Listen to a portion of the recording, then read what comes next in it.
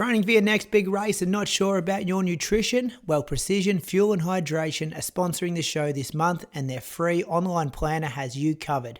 It calculates exactly how much carbs, sodium and fluid you need to smash your goals.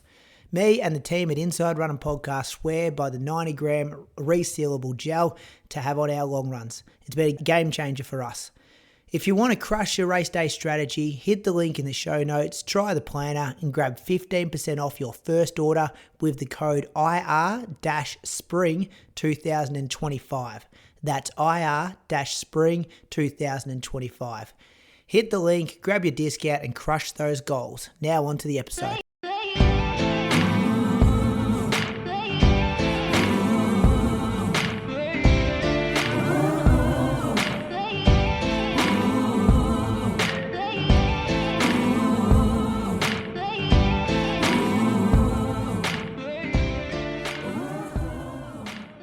Welcome to episode number 408 of the Inside Running Podcast. Thank you for being with us for another week. We've got a big show this week. We're going to be talking about some Diamond League results. We've got national cross country to talk about.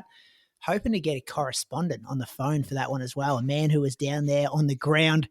Couple of international meets over in Europe. Got a good listener question here. And maybe some stuff to go on the loose, some whispers about a bit later on in the episode. Welcome to my co-host. He's up in Canberra, Bradley Croker. How are you this week, Croaks? I'm good, Brady. It was nice of you to get that intro right. I think it's maybe we took three cuts, I reckon, to get it right. Bit nervous. Big guest on tonight. Extremely nervous, Croaks. I'm nervous because our guest tonight, I think, is closer to my son's age than my age. And I'm also nervous about how fanboy you're going to get with this guest helping us out for the next maybe 70, maybe 80 minutes of tonight's episode. He is the world under 20 mile record holder, the national 1500 metre champion. He's got a PB of 329.8, which is the third fastest Australian all time over the 1500. He's the young king. But Croaks, many people think we need to drop the word young of Australian middle distance running. Cameron Myers, welcome to the Inside Running Podcast. Thanks for having me, guys. It's a pleasure. Thank you for filling in. You're back on Australian soil at the moment now too? Yeah, so got back last Wednesday night. So yeah, back in Australia now for, I guess, pretty much all the way up until Tokyo. I'm going to go to Cairns like the end of the week and do a bit more in the heat and then over to Tokyo. Sam, I saw a post tonight that you were down for the Diamond League final in Zurich. Were you ever going to do that, or you just wanted to get out of Europe because Jordan Donnelly was smothering you too much? Well, yeah, so there's a couple things that kind of went into that. So I think when we looked at like planning our season, I planned it like pretty much way back in, I guess, May, maybe even earlier, probably, late April. So we didn't really factor running the Diamond League final into that sort of as it was. And then also you have like 90 days within the Schengen sort of area, and I'd already like spent 90 days as it was. So I think it just made more sense to go home, reset and be at 100% for Tokyo rather than going in, maybe a little bit flat or whatever and just, having to do a bit too much for these races. So I think it works well, just feeling like I'm really on the up going into Tokyo. It was kind of similar to when you guys decided not to do like World Indoors as well. Like you were running really well, but you kind of prioritized coming home, getting a good training block in to be able to like peak again. Like similar kind of thinking when you guys plan out your season? Yeah, I mean, World Indoors was difficult because obviously like Maury Plant's probably like, obviously it's the biggest meet we have domestically. And I think it probably means more to run in front of a home crowd at Maury Plant than it does to run like that specific World Indoors. I think next year World Indoors being in Europe is probably going to be a lot more appealing. I think the depth in competition is going to be a lot stronger just because it's so easy for so many people to get to. And I just generally think it's going to be a much stronger, I guess, event. Yeah. So far, Cam, on the sort of international circuit, how would you rate your season? What have you been happy with and what have you been disappointed with? I guess, there's positive and negative takeaways from every race. I wouldn't say negative, maybe just things that you can work on. So, I mean, every race I've been pretty pretty happy with. Obviously, like not 100% satisfied. I don't think, you're ever going to be satisfied. But like, I think, I'm getting myself into the right position. Most races that I've done, it's just more or less coming down to the final few decisions in, I guess, the last lap, really. I think I started pretty well in Oslo, but I think, I was boxed pretty much the whole race, and I think that just came down to starting probably a little bit conservatively, and just getting myself on the rail and riding the rail too much. I think that you can't really do that at that level and expect to get out, even though Cole Hocker did it in the Olympic final. But so Oslo was pretty good. Ostrava, which was where I ran 3:29, I think I was just a little bit too far back. I think I could have been more competitive with the top two guys in that race, but I left myself way too much work to do at the bell. I think it was good to get that confidence that I know I can run fast, and even faster than that there and now. Probably just needed to be a bit closer. Pretty similar at pre. I think like the mile there was a good race, but just probably didn't have the legs to go like 53 second place from, I guess, 450 meters out like Laros did. Probably forced me into a gear that was a bit too hard from too far out. So maybe if I was just shadowing the move a little bit more and left myself a bit more in the tank. But I think like all the races I've done, I've pretty much learnt a little bit more about how I can race more effectively. And so I think coming into Tokyo, I've got a pretty good idea of how I can run to get the most out of myself. Yeah, you've had such a varied experience. Like all those 1,500 meters and miles almost panned out differently in a way. So it's great for you there. How much do you analyze it afterwards? Like, do you come off the track and within like a couple of minutes know what you should have done differently? Or is it like looking through the splits, watching the tape over and over? Yeah, it's a bit of both. Like I think, immediately after you finish your race, the emotions are a little bit high.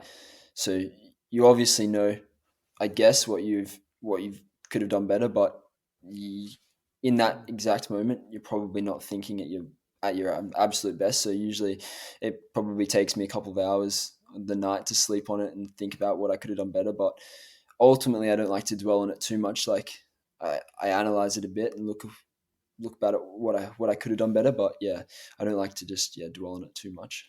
And how much does fatigue in that last lap? Obviously, the 1,500s are highly sort of anaerobic, and you're getting quite lactic in that last lap.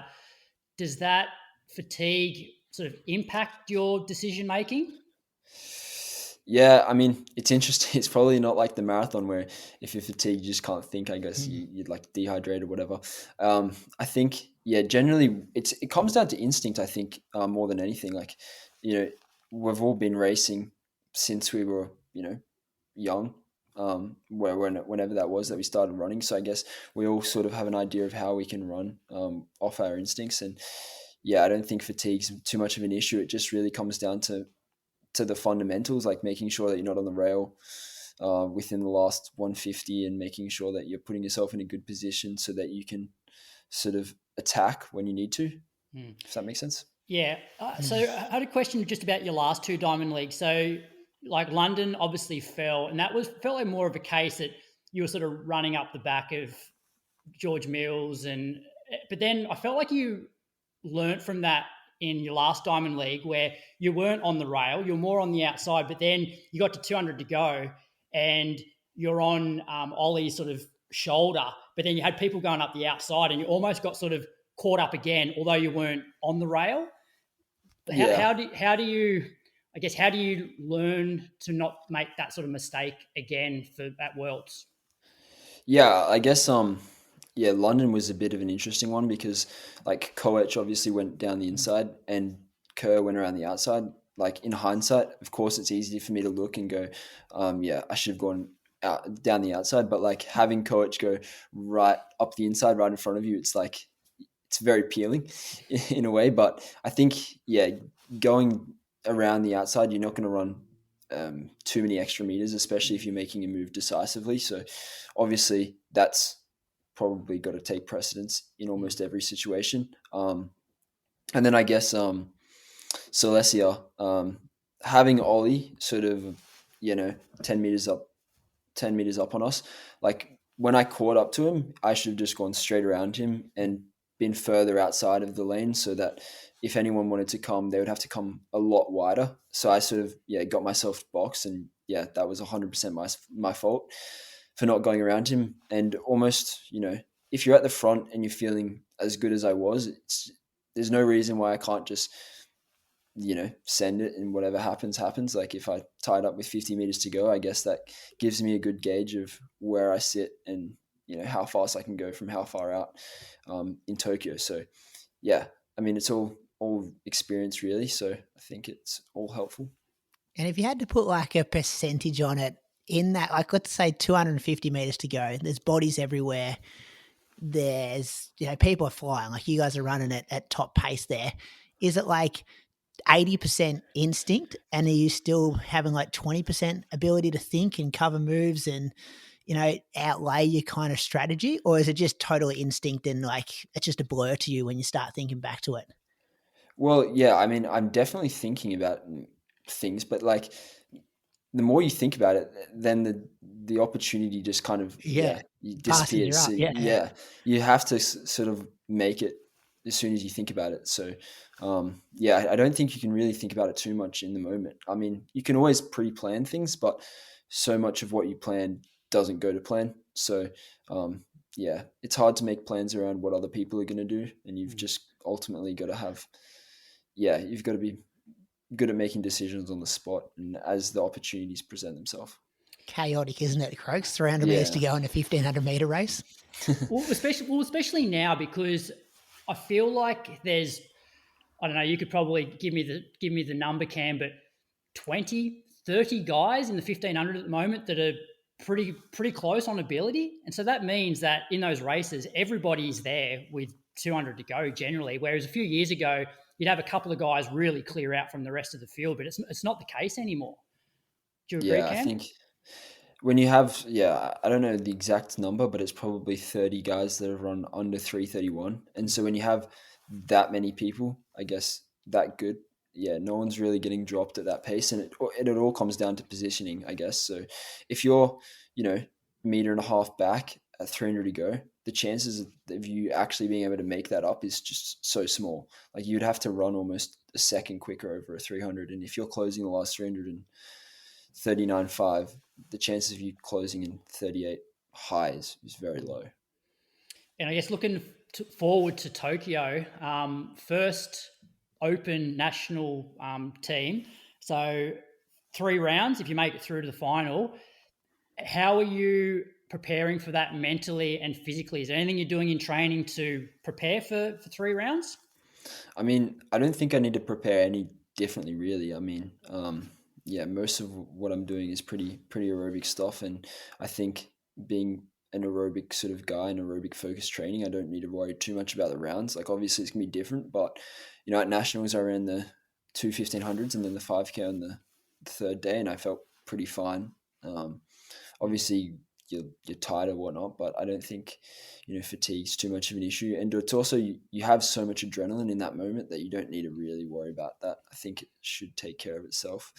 But I think it's just going to be an amazing opportunity. So, you almost have to treat every round as if it's a final now. And that's how competitive it is. So can't take anything for granted.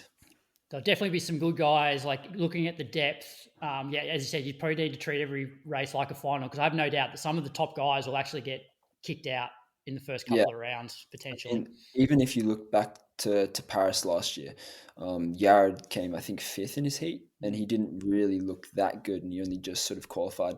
And I think that's like a good demonstration of someone that's, won a bronze medal in the end, but, he could have very well missed out on making it to the semi. So.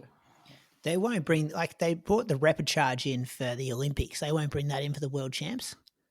No, I don't think so. That's just an Olympic thing? Okay. I actually don't mind it because, you're more than likely just going to be screwed if you make it through the Repicharge anyway. So, you give people another chance. But like, if you're the best and for whatever reason you don't qualify, I think it, adds a pretty good dynamic into it. Yeah, it makes things interesting. How long were you away for, Cam? And did you miss home? Like, what were the living arrangements and stuff like over there? Yeah, so I think I left late April or maybe early May. I think it was late April. So then I got back last week. So I was probably away, 4 months or so. Yeah. I obviously I missed home, miss my parents, miss my family, miss Mulligans as it turns out. But God's country. yeah.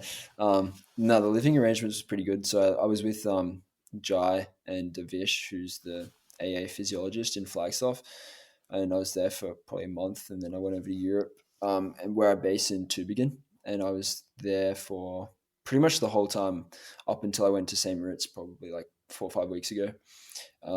And yeah, so we have sort of an apartment for, I guess, the whole summer season that we can come in and out of. And yeah, Pete was there, Jai was there, Gout was there, Rory was there. So yeah, there's plenty of people there.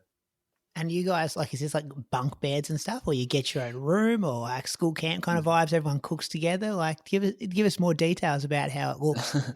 No, it's the rooms aren't too bad. Like some of them have one bed, some of them have like 2 singles. So yeah, we got our own kitchens and stuff. It's just a normal apartment, I guess. Everything you need. Not particularly flashy, but it's probably in the best part of town. We're like right in the center. So yeah, it's pretty perfect. How do you go cook? Like, do you have to cook much as a 19-year-old? What's your cooking skills like? I mean, I carry around a rice cooker, believe it or not. So okay. I it Kawuchi makes life style. pretty easy. Doesn't Kawuchi Yuki? He rocks up to Gold Coast Marathon with his rice cooker. I've heard this. Wow. Yeah.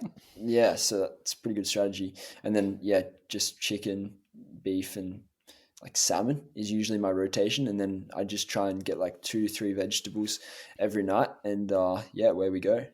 Not your standard 19-year-old, Brady. I have realised that very early in this guy's running career that it's nothing standard about his age at all, Croaks. Cam, what's the most challenging thing that you've found so far about being a pro athlete on the circuit? Oh, that's a good question. I actually don't really have an answer for you. It's not as like luxurious as it looks on Instagram and stuff, though, is it? Like you guys are doing a lot of travel, and it's not that good. You see a lot of airports, and yeah, whenever you go to the city, like pretty much the extent of what I see when I go to a city is pretty much my hotel room. Like, really, I don't think I left the hotel once in Oslo or Ostrava or any of these places really. Because I mean, maybe when I go for a 10-minute shakeout, but that's about it really. And do you always have to share a room at these race hotels? Yeah. So usually you share a room with someone in your event or someone the same country as you. So that's generally how it goes. Have you had good people? Yeah, I haven't had any bad people. I mean, I get along pretty well with most people, so I haven't found it too much of an issue. There was one time I had a guy that didn't speak much English, but I mean, he spoke enough.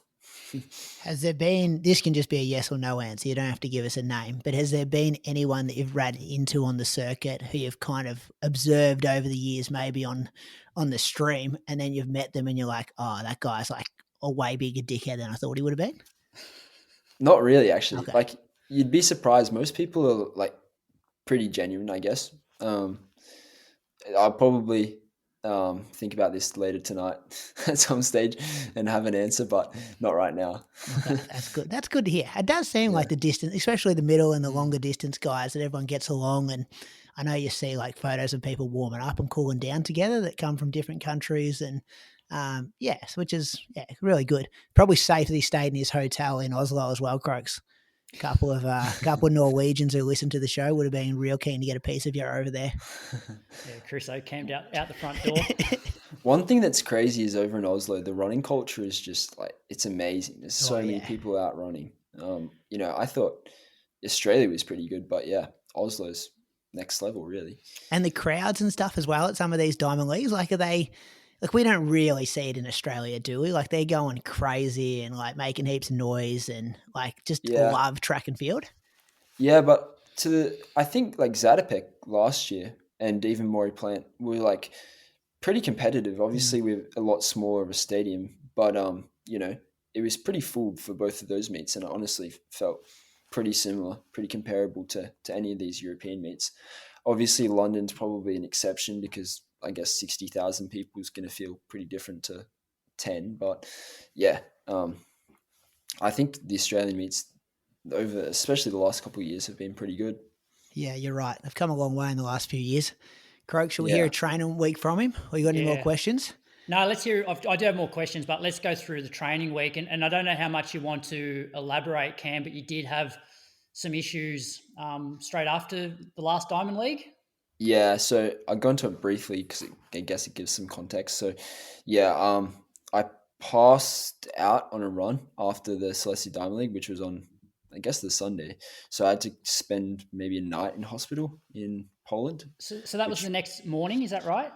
Yeah, the next morning, yeah. Who were you out running with? It was actually a big group. So I think Jess and Archie. So that's Jess's training partner. Jess's husband was on an e-scooter as well. And then obviously there was the other Aussies like Claudia, Abby, Linden, Lauren, Hobbs as well. So there's a fair few of us on this run. And yeah, I think it was just pretty much down to dehydration, probably bad nutrition completely on my part. Like I didn't really have much the night before and the morning of, so I was pretty dehydrated, and it was pretty hot there, to be honest. It was like, I mean, we ran at 8 o'clock in the morning, so it wasn't crazy hot, but yeah, I think it was just an accumulation of dehydration. So do you remember much of it? Like, did it come on, like, were you sort of dizzy for a couple of minutes and then passed out, or it was just running, felt normal, and then bang on the ground? Nah, I was dizzy for a couple of minutes, and I thought, yeah, this is probably not great, and then just remember waking up in the ambulance. So, jeez, you're lucky you didn't hit your head or anything when you went down. Yeah, apparently I kept running and I just ran into a tree, but I have no recollection of that. So, I had to do some those people in the testing. Group would have freaked out too, wouldn't they? Like that would have been pretty confronting. I think it was more confronting for them than it probably was for me because, as I said, I don't remember any of it, so it's not as bad for me. But yeah, hopefully it didn't. Wasn't too confronting for any of those people. And was JT over with you those couple of days in the hospital? Yeah, so he was in the hospital for the first night, and then he had to go back to Germany. But I just discharged myself and went back to Australia because they did some testing on my heart, but they pretty much ultimately said that it wasn't a heart issue. Like I've still got some testing over here to do, but pretty confident it's nothing to do with my heart, and it was just like environmental factors. Yeah, that's good to hear. Then they fly you back business, or you're in economy? What's it look like coming back? I was business back, which did help. So that's good. Yeah, get some sleep, Croaks. Yeah. How does that work with the whole? Because when you travel for races, the races will cover travel. When you travel back to Australia, are you funding that by yourself, or you're getting some funding? Yeah, so I guess like obviously with a shoe contract, we get some travel allowance. So there's different categories, and AA give funding as well through like NAS and stuff. And I guess all of that funding can be pulled together and used for whatever purposes, I guess. So that's pretty much how it works. It's good use of it too, though, isn't it? Like you want to be able to get off the plane, especially if you've been sick. Like make that as easy as possible. That travel. I think if you're using if you booked 2 business class tickets a year, it's probably not terrible. I mean, it's not cheap, obviously, but I think there's ways you could probably do it to go through countries that might be slightly cheaper, slightly longer though too. So yeah. Okay, so back on home soil. What'd you do on Monday? Were you here on Monday, or are you still traveling? So Monday was rest because I was still in the hospital, and then I actually flew to Warsaw that night. So I was flying out of Warsaw back through Dubai to Sydney. So then I woke up that morning and ran on the treadmill, Tuesday morning that was, and I did some sort of a session. It was I was going to do 8 by 3 minutes, but the treadmill like stopped, if that makes sense. like would stop after like 45 seconds and you'd have to re-speed it up. So it was too annoying. So I just did I did a 3-minute rep and then I just did 24 minutes straight at like 3:10s. So threshold, and then got on the plane, landed on Wednesday night, and then I jumped on the treadmill in the hotel in Sydney and ran 8K easy. And that was, I guess, like 10 o'clock at night or whatever it was. I don't actually know. Yeah. 11:25 p.m. it says here on Strava. Oh, you're checking it? Yeah. So pretty late. Imagine seeing Cam Myers come out of the hotel gym at 11:25, or going into the gym at 11:25. Croaks. Yeah, people are just. I did sleep a fair bit, pub. so it's okay. And then I had to wake up early and run on the treadmill again. So I ran 30 minutes in the morning. Pretty easy. Oh, hang on. So that was at 6:30 a.m. 11:30 p.m. into a 6 a.m. Yeah, that's not a lot of sleep that night. That's a 4 hour, 5 hour night. Yeah, but when I flew back to Australia, I got a fair amount of sleep, so I was like compensating. You banked it. Yeah. It didn't matter too much. Okay. And then I had threshold. I had 8x K threshold off a minute, and then 4 times like 100-meter strides in spikes on the Thursday afternoon. Yeah. And they're all, I guess, 3 or 5 or whatever they were, I think. I don't have the app open, which I probably should have. I'd have a look. I reckon they're probably all around 3-minute K. 2:59, 3 minutes, 2:58, 2:59, 3:05, 3:03, 3:05, 3:03. Yeah, I think I was running with Aiden to start, and we were running a bit quick. I tested my lactators a little bit high, so I had to slow down a little bit. But yeah. And is checking the lactate like your main measurement there, or are you watching your heart rate and working off a zone as well during the reps? Yeah, so yeah, I look at my heart rate generally, but my heart rate data is I've got a very high heart rate, if that makes sense. So like I jog at probably like 155 to 160, which is very high. So my threshold heart rate when I tested in the lab is like 195, which is really high. And then obviously I don't actually usually hit that. So I'm more so around like 190, 188. So I usually stay around there for my threshold stuff. That's my LT2, and then my LT1's probably like bang on 175 to 182 maybe. Yep. Yeah. So and I guess 3 K's in 3 minutes, it's taken a while to get up anyway, so yeah, exactly. I mean, it takes 500 meters to get up to that. But it doesn't drop that much in a minute, I guess. So yeah. And then just 4 times 100 meter strides at like 12, I guess. So not too crazy. And then Friday, 8K in the morning, 8K in the afternoon, pretty standard. And then Saturday was a weird one. I was going to do a VO2 session, but I was still pretty jet lagged. So we just decided to do some 200s. So I did a mile at threshold and then 10 to 200s in like 28. So race pace off 45 seconds. So nothing crazy. I think when I came back from Prefontaine, back to Europe, I probably did a little bit too much the day after travel or 2 days after travel. I did a hard session, and I think that probably put me in a little bit of hole where it maybe took 3 or 4 days, 5 days even to get back to like 100%. And so, I was pretty cautious this time to make sure I didn't make that same mistake. And you spike up for that? Yeah, I don't really like running into flats as much as I do spikes. And I don't have any problems in my calf. So anytime that I get a chance to run the spikes, I pretty much take it. Like even if I do a VO2 session on the track, that's, 8 to 10K worth of volume, I'd pretty much wear spikes the whole thing. And I don't usually have any problems. It's good to condition your legs, isn't it? And the spikes are pretty good these days. Yeah. And generally I like to do threshold in streak flies, which I guess more people use as a faster shoe, but I tend to do most of my threshold in them. And that's fine. How'd you go with the weather coming back, Cam? European summer, and now you're trying to run stuff fasting in Canberra. Yeah, it's a bit of a shock, but Saturday was probably one of the best days that, warming up. The last few yeah. days have been actually quite nice, like 18, 19 degrees. Oh, And nice. I trained pretty late in the day because I was conscious of that. So yeah, I don't know the exact time, but it might have been like 11:08 yeah, a.m. so pretty late. Yeah. And then in the afternoon, I just did 6 times 3 minutes at 3:20s. So like very easy threshold. I could have gone for a jog, but yeah, I guess that's probably better. Tick the legs over. And then Sunday, just 18K, hour 20 with Aaron and Leanne and Hopper.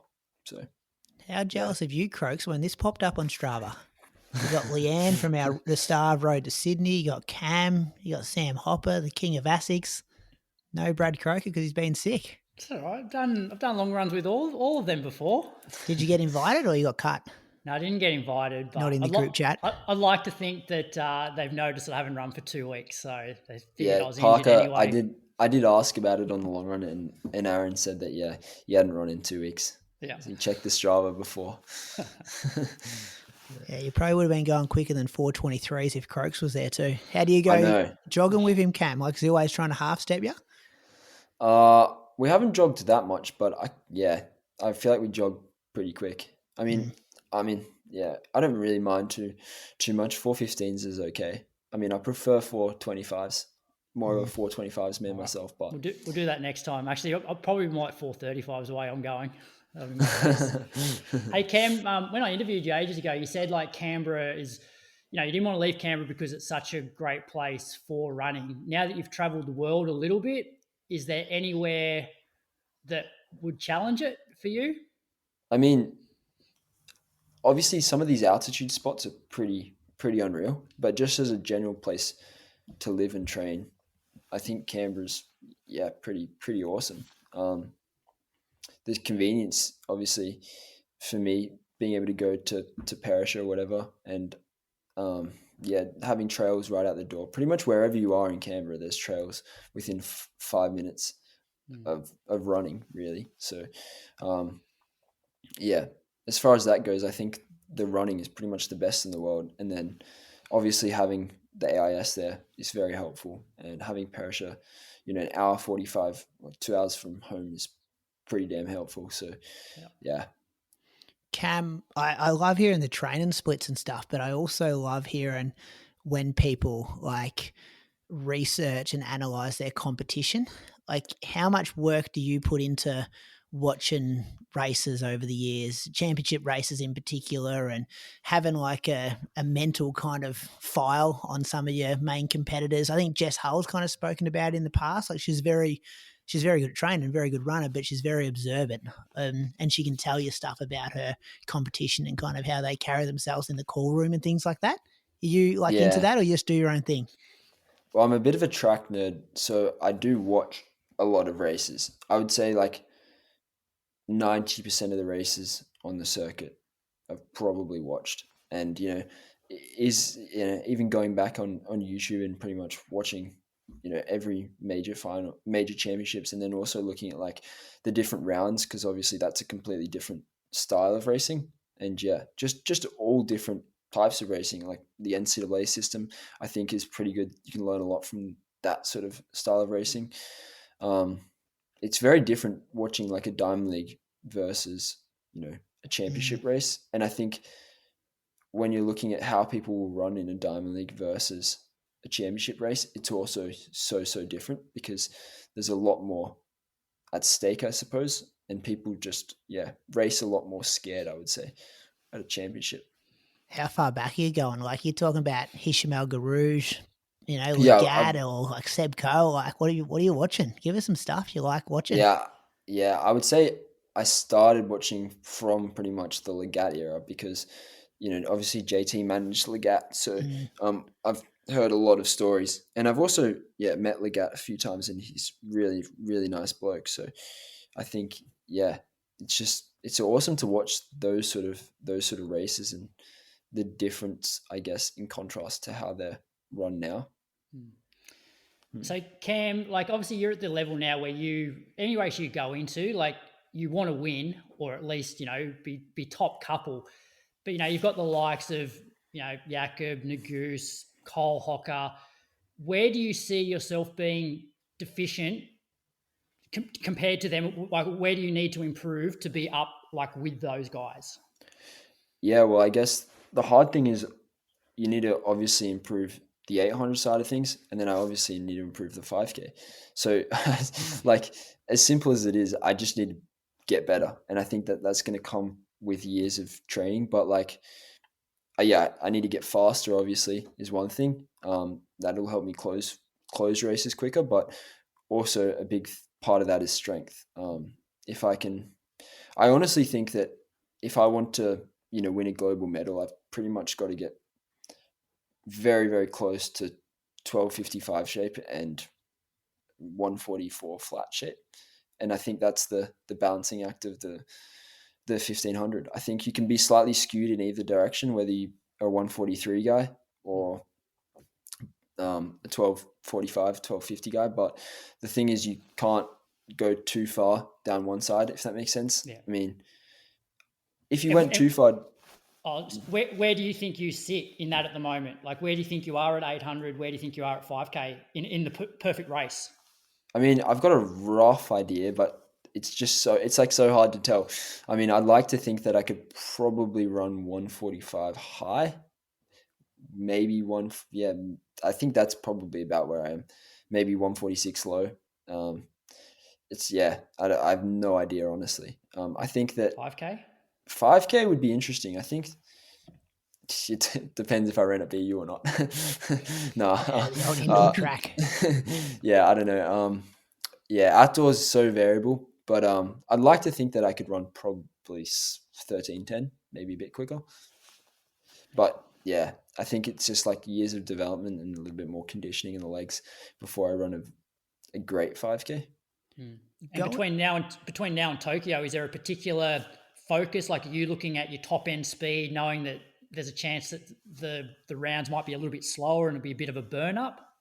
Well, yeah, I mean, that's probably more than likely how it's going to go. But like, the aerobic focus is probably the main thing of my program, and I think I want to keep that sort of the main thing. So yeah, like, keep the main thing, and then I think as in terms of speed, obviously, like, I do it year round, twice a week most of the time. I think most of that comes down to sort of the neuromuscular side of things, and then obviously, like, anaerobic capacity. I'm going to try and improve that, but it's like, you don't want to compromise too much on the aerobic side. And I guess because I probably lean further towards the aerobic side, I think that's going to be a little bit more important for me. Obviously, you're probably going to have to close in 51.5 to 53 flat, the very slowest, to progress through a round. And I think I can close in 52.5 if I need to. And I think that really just comes down to positioning. I think everyone at that level can almost close in that if it's demanded of them. But I think it really comes down to where you position yourself with 400 meters to go, and making sure that you can hold your position and not get swallowed up or put into a bad position with 150 meters to go. Is there a sense on the circuit, Cam, that, like, Nagoose might not even be at World Champs with the Diamond League final? Like, if he doesn't win that, no one's seen Jakob for a while. Like, there could be medals up for grabs like this. There's a bit of vulnerability, I guess, in the men's 15. Although there's depth there, and it's not like it's a weak field, but there's no kind of real standouts like there maybe have been the last couple of years, even though sometimes those standouts get rolled. Yeah, well, it's an interesting thing because, the front runners that we usually are used to seeing are probably not going to be in the same position they are. So it does make it a very wide open race, I would say, and a wide open event. I think, it very much does come down to positioning. I think, anyone, like, I honestly don't have any idea who would be a favorite for Tokyo. And I think all three medals are pretty much up for grabs. Obviously, there's 5-6 guys that are probably, a little bit more favorited, if that makes sense. But yeah, I think there's definitely medals up for grabs. You know, sneaky bronzes. Yeah, I think sneaky silvers and the sneaky gold. I reckon. Like it's like Laros has looked good. Like that last 50 meters from him a couple of times this season. Yeah, but, and I think the other thing is like obviously it has been a very long season, and it's just like how are people going to go balancing, you know, the specific work with the aerobic work for that long? You know, it's one thing to start doing that in May and be racing very well in June and July, but yeah, I think there's just a possibility that people might be a little bit flat at World Champs, and yeah, I think that makes them vulnerable. I love their home too, Croaks. I love that the Australians have started coming home to be like, all right, let's get back on the time zone. It's easy travel from Australia to Tokyo. Like if you're coming from that European season and live over there and you're a kind of little bit cooked, you could be real cooked with that travel and going into the World Champs. Like I think that's a real advantage for Australians this year. But also taking a step back and not over racing in the lead up to Worlds. Yeah. You know, having sleep in your own bit bed, of a break, you know what I mean? That now. kind of stuff. Yeah. I think that's going to be a very difficult thing for Yared. Like if he does manage to win Zurich, which, you know, I have no doubt he's very capable of doing that. Yeah, it's going to be very tough because he's obviously raced Silesia, then Brussels, and then Zurich. So he's done the 3 back-to-back races, and then, you know, you're going to go try and adjust to the time zone. It's just the room for error is so large, I would say. But obviously there's not much else he can do really. One more question from me. We've spoken over the last probably month that, and well, Brady, you mentioned it, I think, in the monthly as well, that potentially there could be a change of how 1,500 metre races are run. So obviously like Centro won that really slow Olympics in 2016. And then pretty much from that point onwards, Tim Chariot was out like driving the pace, you know, from the gun. Then you had Jakob. And at that point, these guys were just way better than the rest of the field and they were able to do that. Now we've noticed that these front runner types are often getting, you know, basically burnt in the last 100 because everybody's so fit that they're still going to be there. You know, you saw like even Nagoose, you know, like sort of front runs or trials doesn't make it.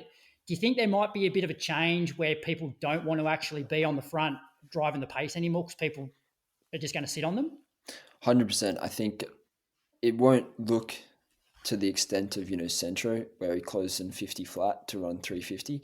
But I think so many people are capable of running 333. I think, you know, 333 could pretty much put you like 50th in the world this year. I don't know exactly, but, you know, that's sort of the depth that people have, we have now in our event. So I think it's more than likely we might start seeing races like 330, 329 all the way to 333, but you have the whole field within a second and a half. And so, yeah, like, as I said, it really just comes down to where you position yourself with 400 meters to go, because it's, if you're, you know, 10th, there's no chance you're going to make, you know, get a medal really. And, yeah. So do you think it might become a bit fartlecky in that, you know, somebody will be at the front, but they're like, well, I don't want to kill myself here, dragging everybody around. So I'm just going to like slow it down to be within my comfort zone. Yeah. There'll be a bit of that.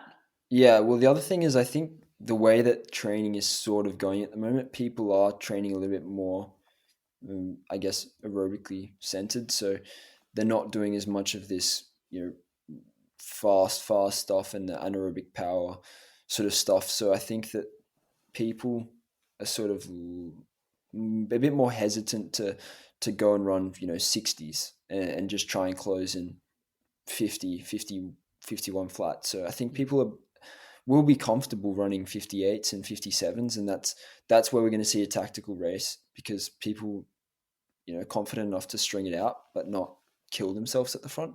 Yeah. And, you know, being at the front, especially in these stadiums, you're not getting any wind really. I mean, obviously you're working a little bit harder, but I mean, being at the front is not a terrible thing. Like you can close half a second slower than the guys, you know, that are in the middle of the pack. And if you really not giving yourself that bad of a chance to finish high up. Well, you're not going to run up the back of anyone either. Yeah. I mean, you get a clean run and you have just the chance to to control yourself and hold your space. I think it's not a terrible idea, and front running is not going to be completely dead, but it's just going to change a little bit how we see people front run, I think.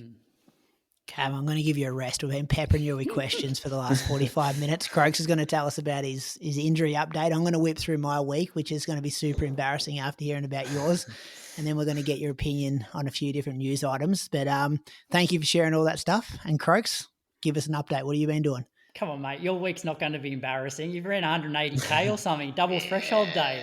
But yeah, a bit of a different pace as in my week, I think. Well, I didn't run a step. I went to the gym on Tuesday, went to the gym on Friday. I was just like, I'm not walking around in pain, but I just have an awareness. And I figured if it was a strain, I needed to at least respect it. And because I said last week, I have come back too early from some muscle strains before, and you get a couple of days in and it's okay, and then it flares up. So I'm like, difference between having a week off, 2 weeks off, it doesn't really matter for me at the moment. So it is feeling fairly good now. So I do plan this week to resume some, maybe initially just some run walk, because I feel like that's a good way just to test it without making it, like if I go out for a 30-minute run and I'm 20 minutes in and it starts to flare up, then I've still got 10 minutes of running. Whereas I'm doing like 3 minutes on the treadmill, jump off for a minute and a half.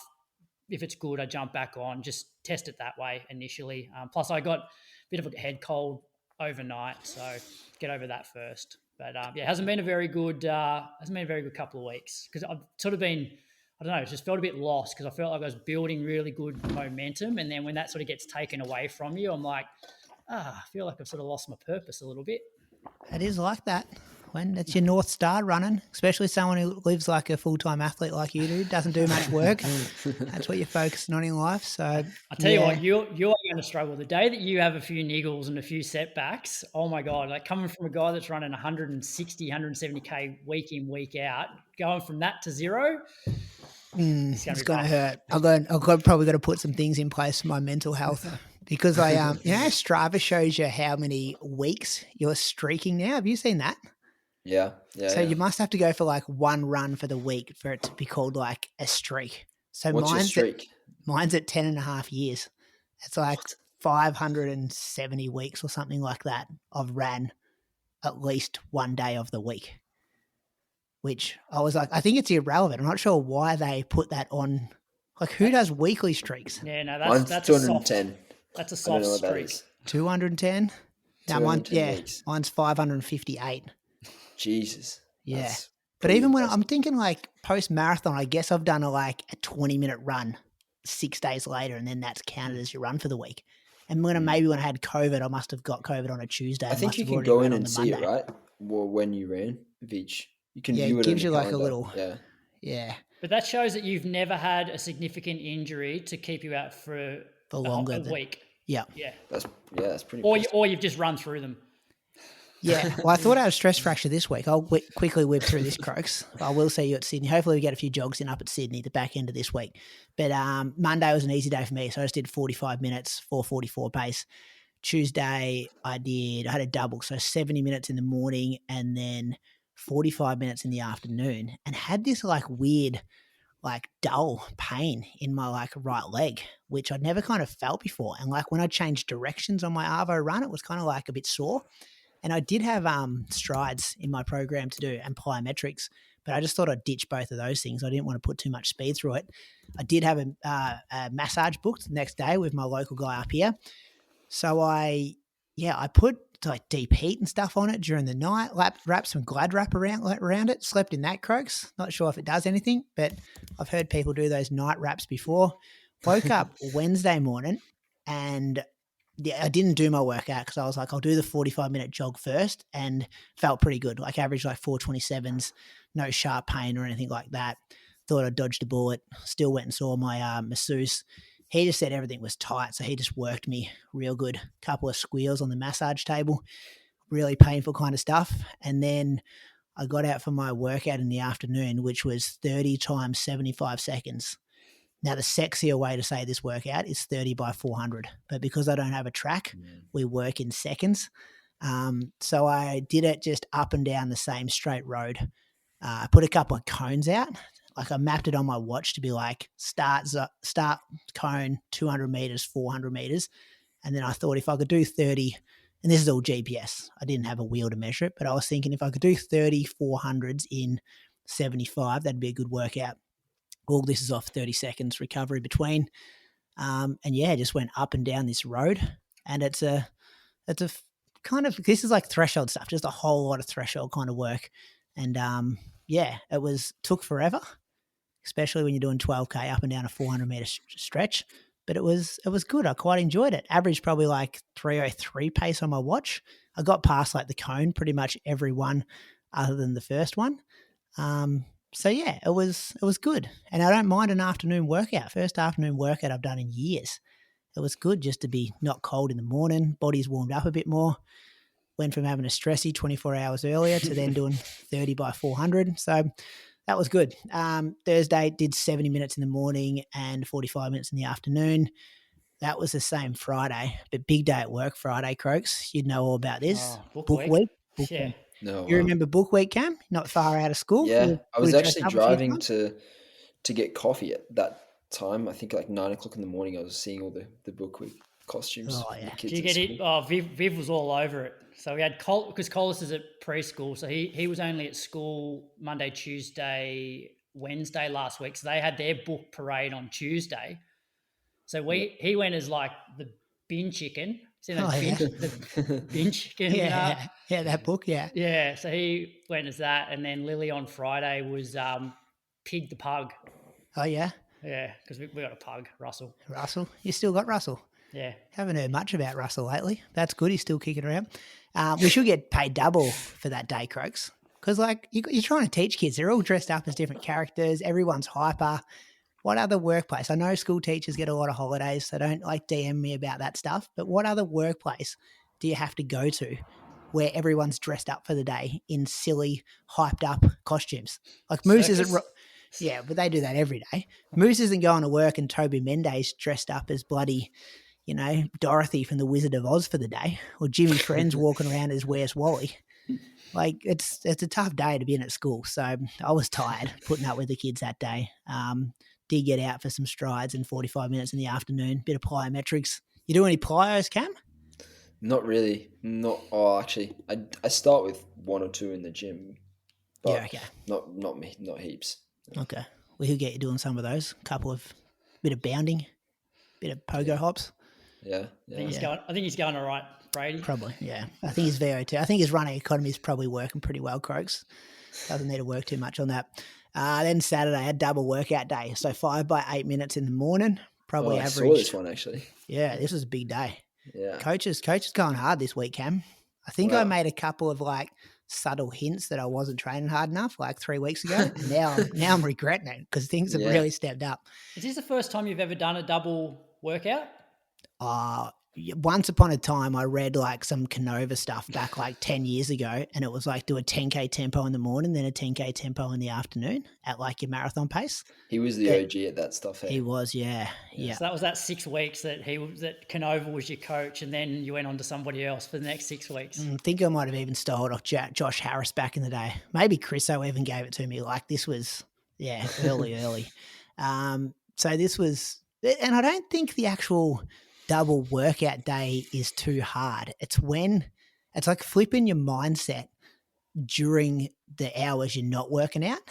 So like I'd usually do a workout and then I'd do some jobs around home or chop some wood or, you'd be up and about with the kids, but you probably need to turn that stuff down because you then still got to go out and do a workout again. So that's where it kind of just mucks with my mentality a bit because I'm not used to doing 2 workouts in a day. But it went fine. So the 5 by 8 minutes in the morning were like probably 3:15 average off 90 seconds. Heart rate data was good. And then the PM workout was like I warmed up and then Dan had me do like a 5-minute threshold as like an extended warm up. And I felt amazing in that. Hit like 3:11 pace. Yeah, felt good. And then it was like 10 by 30 seconds, like pretty hard. And hard for me was like trying to get down to probably 30-second 200-meter splits. Once again, though, no track. So I was just running hard for 30 seconds in one direction, waiting a minute, going back again. So A bit of top end speed, I guess, for me there. And then Sunday, we had a bit of croker pace in the program, 410 to 420. Had Frank, he was in town from Swan Hill, so Toby coaches Frank, so it was good to have him around. And Anthony was on the bike as well. And I did 2 hours, 20 minutes at 4:07 pace, I think it was. Put the Mega Blast on from Asics Croaks for the first time. It's a good shoe.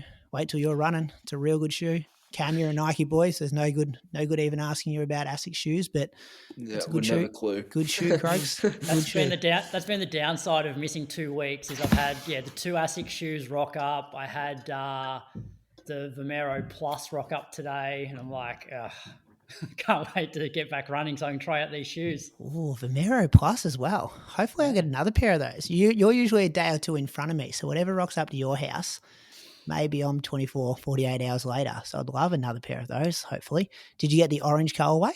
Yeah. Cam, you been wearing those at all? Vomero Plus? Yeah, I got the orange colorway too. I like them. You get rolling in it, or is it more like an easy day shoe for you?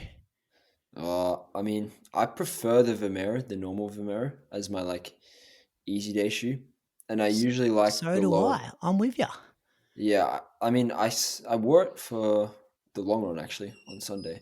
Not that it was that much of a long run, but I usually prefer the lower profile shoes like the Pegasus or the Pegasus Plus. So the joys of being young. I used to love the low profile shoes as well. Structure, you're a structure man as well. Yeah, I wear the structures. I mean, they're pretty good too. Yeah. The premium for me, the plus for me, you got to be careful, Croaks. You got to get the names right, otherwise Moose gets into us. The plus for me just feels like it's way more shoe, so I love it on a Monday where my legs are banged up and it's easy 45 minutes, going 4:30k pace. Whereas on those 70 minutes and 45-minute other days, I like to be in the Vomero. Is it 18? Is that what they're up to? Yeah. That's what number it is? Yeah. 18. Both great shoes though. But that was a big week. 178Ks, pretty tired Sunday afternoon. Yeah. So a bit of mileage in there, but we were right. Just a bit. Let's thank some Patreon supporters, Croaks. Yep. So I've got Michael Powell this week. He's from Liverpool, and according to his Power of 10 profile, he's run 16:02 at the 2020 Mid-Cheshire 5K, 34:49 at the 2021 Run Through Tatton 10K, 75:26 at the 2024 Valencia half, and 2:43 at last year's Valencia Marathon. I think he might be the coach at Your Performance Coaching. So thanks for your support, Michael. On you, Michael. Cam, you want to thank a Patreon supporter for us? Yeah. So thank you to Jake Crowther from Sydney and has run 17:41 at this year's Night of PBs at ES Marks, 37:19 at last year's Sydney 10, and 82 minutes at this year's Gold Coast half. It would appear he likes listening to music, as most of his photos on Strava are songs he's listening to. Yeah, most of his Strava pictures are just song titles, he's been watching or listening to on Spotify or whatever. That's a bit like Ed Goddard, right? Yeah, he puts it in the title. Yeah. Yeah, I don't mind that, Croaks, though. It's not a bad thing. Is it good taste in music? I can't remember. That's just what I noticed. Very good. I'm going to thank James Williams. He's from Sydney. According to Strava, has a 5K, 10K and half marathon PB that all came during last year's Runaway Hoka Sydney half marathon when he ran 81:45. His marathon PB is 2:51, which was set at last year's Osaka marathon. Ooh, in the snow. Oh, no, that was this year. It nearly snowed the year before. And he also competed in last year's UTA 100. So he's got some range there and a quick marathon PB. Massive thanks to James, Jake, and Michael for their support of the Inside Running Podcast. If you like what we do, you can go to patreon.com/Inside Running Podcast to see how you can support the show. Bonus content is one level there as well. Got one of Cam's training partners, Leanne Pompiani, the star of Road to Sydney at the moment as she builds up for her second marathon.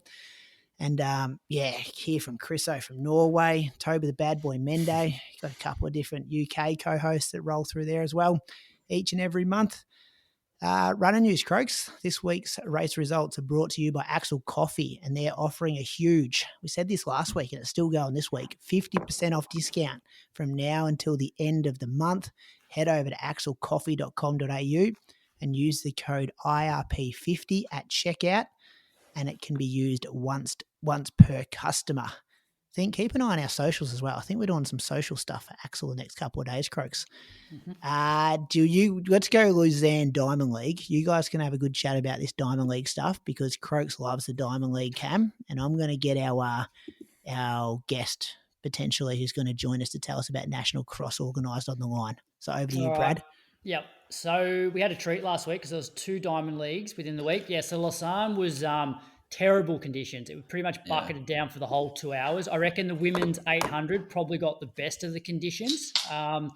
So they went through 400 in like 56 seconds. Down the back straight, it was Hodgkinson, gap to Segotiso, and then Hunter Bell. Hodgkinson was just too good. She won in 155.69.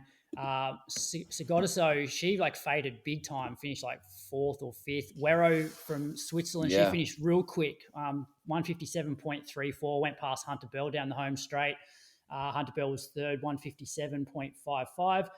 We had Claudia Hollingsworth, who finished 7th in 158.81. The 2 things that stood out for me here was, one, how good Hodgkinson's going, but also it was the first race where I've seen Hunter Bell probably put herself in it a little bit more rather than just relying on her fast kick. Did you notice that as well, Cam? Yeah, she usually hangs back quite a lot and just comes through late. I mean, what was that one she won? She won Stockholm, I think, right? And she was like last at 200 to go. And I mean, it's good to mix it up, and I think she obviously trains with Keely, so she's got to be pretty close to where Keely is, I guess, and probably thought she was going to be a bit closer. Just seemed like it was a conscious effort for Hunter Bell to actually go, you know what, I'm going to get after it a little bit, and if I fade a little bit in the home straight, then so be it. And obviously the way that Wero came past, she sort of did look like she was... I guess the other thing is she's still deciding which event she's going to do. So I mean, does she run the 8 or does she run the 15? Or does she do both? I don't know. I reckon the way that she closes, 1500 would probably be a good bet for her. Yeah, I don't know which one's first though, for the women. Yeah, I'm not sure either. Yeah. Men's 800, this was absolutely bucketing down. So with about 300 to go, it was Wanyonyi, Bergen, and Hoey. Aerop made a move down the back straight and was leading with 200 to go. And just before 200, it looked like Josh Hoey was finding it fairly uncomfortable. And then, with 80 metres to go, it was like Bergen battling Aerop, and then Josh Hoey, the last like 50, 60 metres, absolutely like just came from the clouds, smoked them. I believe I read somewhere the last 100 was 12 point something. He won in 142. Pull it up now. Let's have a look. Yeah, 142.82.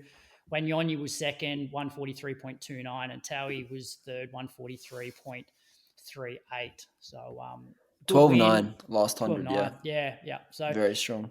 It seems like the 800s, it doesn't matter what the conditions are, these guys are running fast and getting after it like every single race. There's not a lot of cat and mouse in these 800s.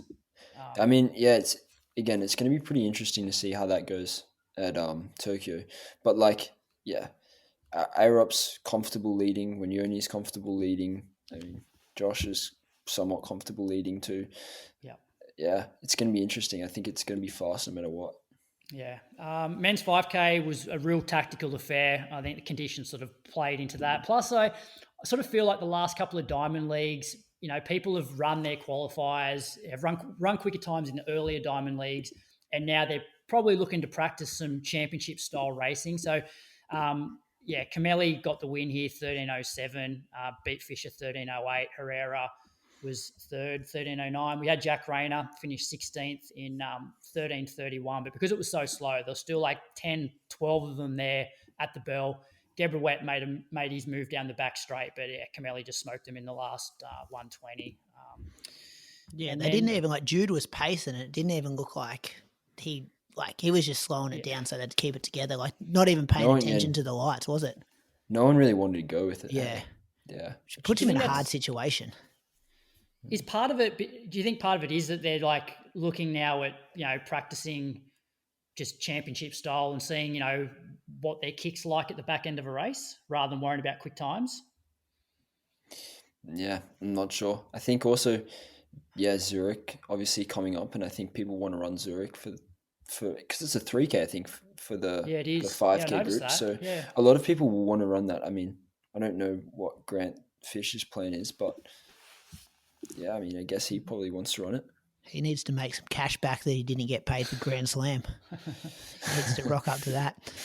But yeah, it's weird. Like, surely they set that pace though, leading in for them not to go with it. It was like 3 or 4 laps in. They were not interested. I think conditions played a big part. It was pissing down rain, wasn't it? It's probably a bit different in a 5K versus an 800, like those conditions.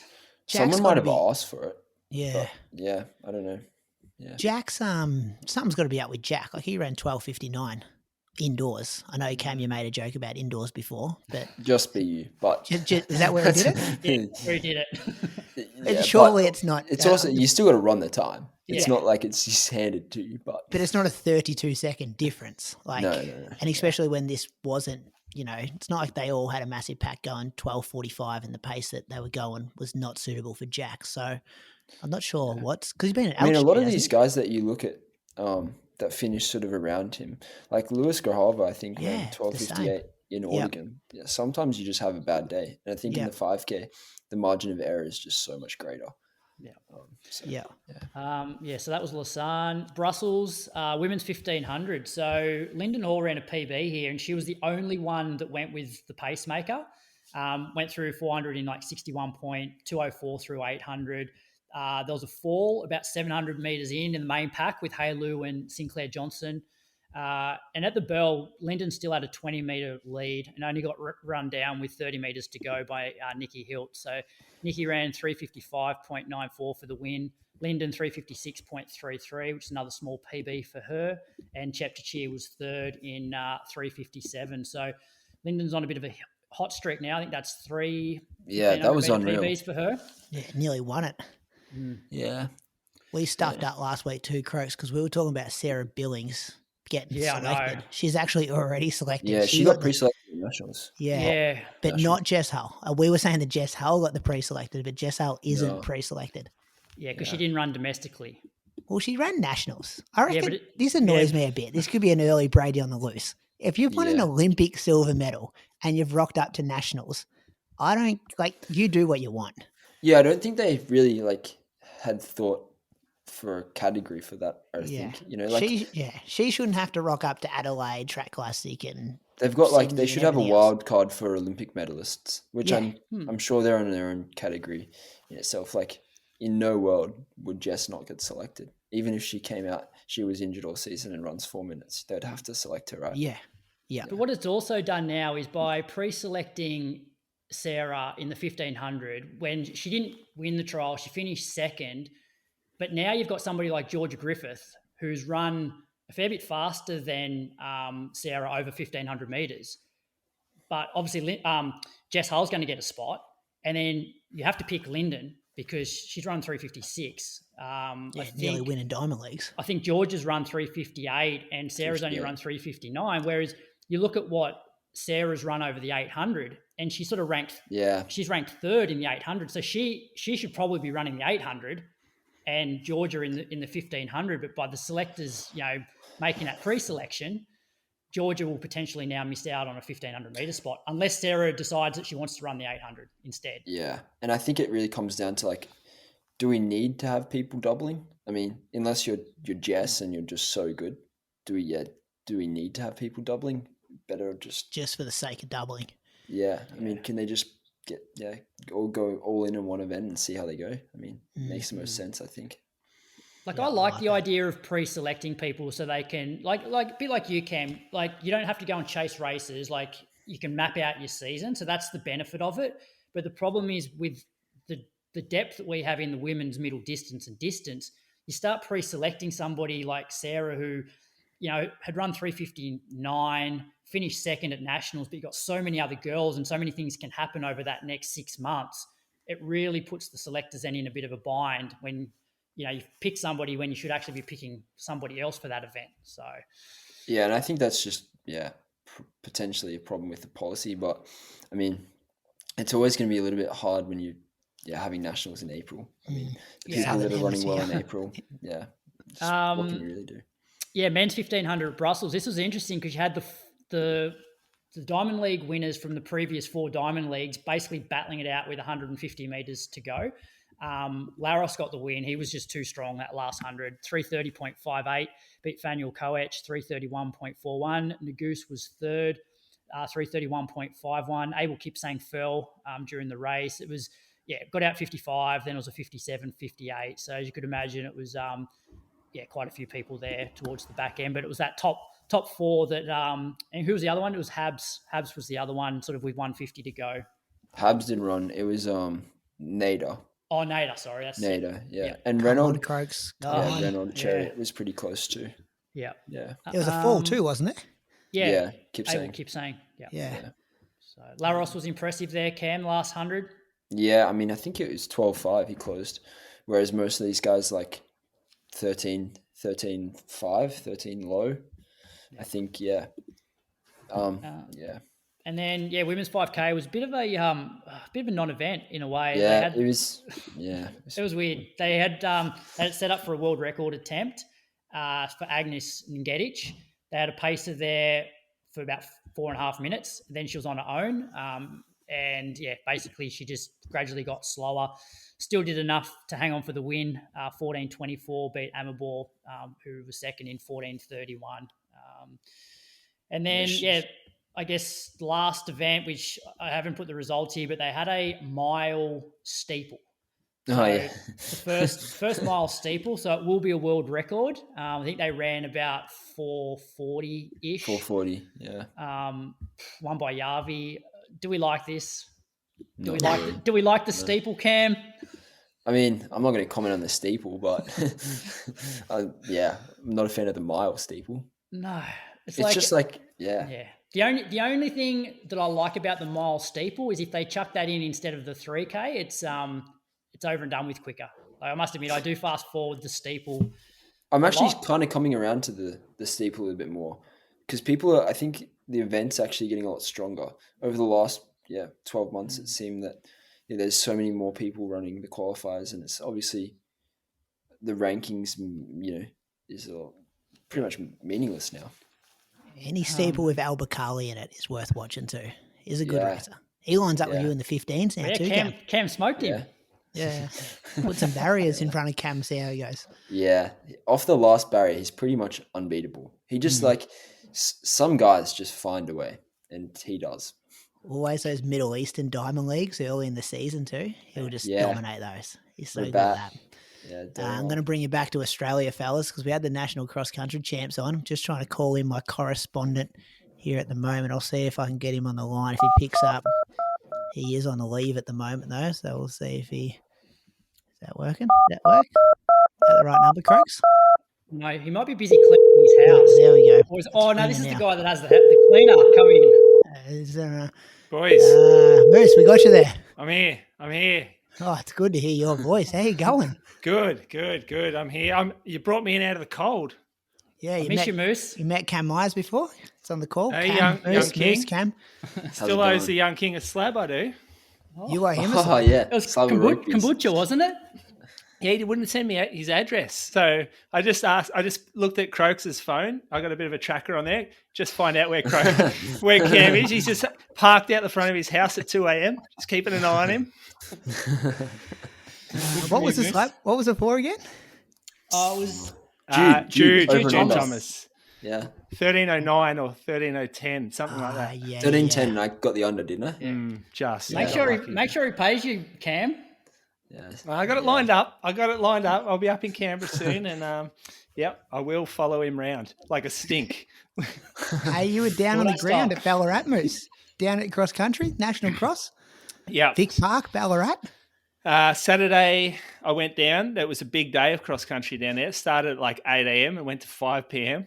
Just like rolling out the kids. And I thought if I don't go down, if like me as a fan of the sport doesn't go and watch, support our national cross country, when it's only 90 minutes away, then who will? We owe it to the sport, I think, to get down and watch. If someone's going to have national cross, if a town's going to put their hand up and say, yeah, we'll take this on, and and the runners sit back and go, can't be bothered, it'll finish, it'll die. And it's one of our great events. So I think in the future, everyone should get down there if they can. What was the vibe like, Moose? Because obviously the kids' races, there's always going to be a bit of a vibe around because the parents are there and they're aunties and uncles. What about for the open races? Yeah, well, it was a cracking day. Like the sun was out and it was cold.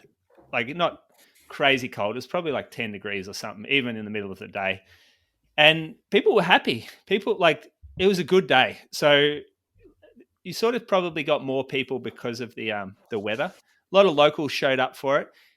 Probably not as well attended as I would have hoped, like from the Melbourne crowd. I don't reckon we had tons of Melbourne people down watching. So that was a little bit of a shame.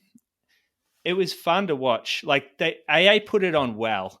So like even just rocking up to an event like this and seeing the flags just like in random areas of a park, it just sort of gets your juices going a little bit. I'm not sure about you guys, but when I see the flags out, I'm like, oh, cross country, like brings back memories, a lot of hurt, real blue collar type running. And yeah, I got excited. We posted up next to the mud pits. So there was 2 pits that they were like wetting with hose all day. And it was pretty muddy, to be honest. Like it was pretty gross through there. And they made it wet like the entire way across. There weren't any shortcuts or cop-outs. And yeah, you could kind of just walk from one pit to the other, and then there was maybe about a K in between.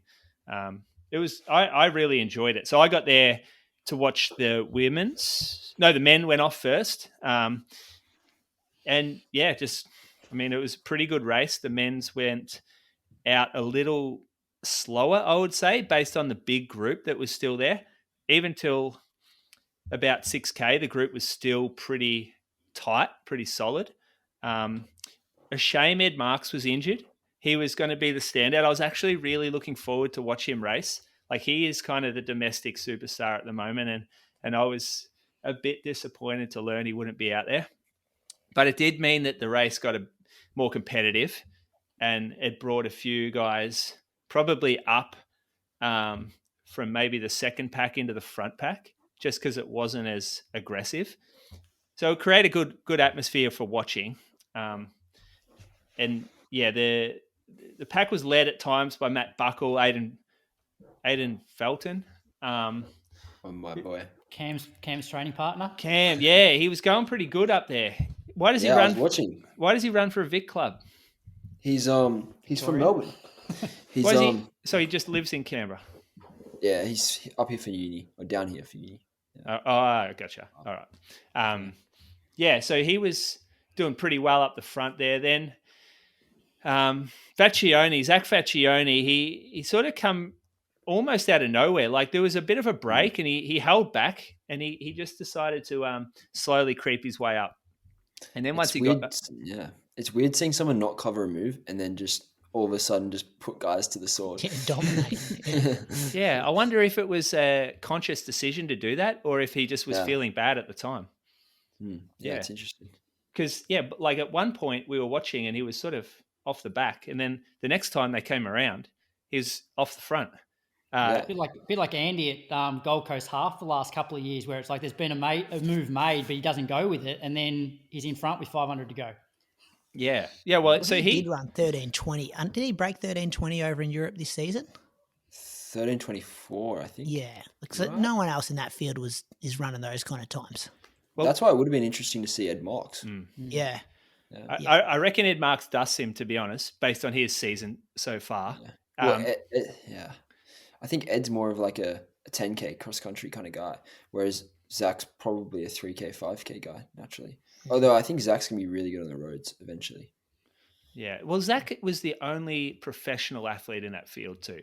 So to me, when I looked at the pack, it was his race to lose. Like there's something about not having to work and earning your money from running to run against a bunch of amateurs. Like I feel like you want to be winning that race.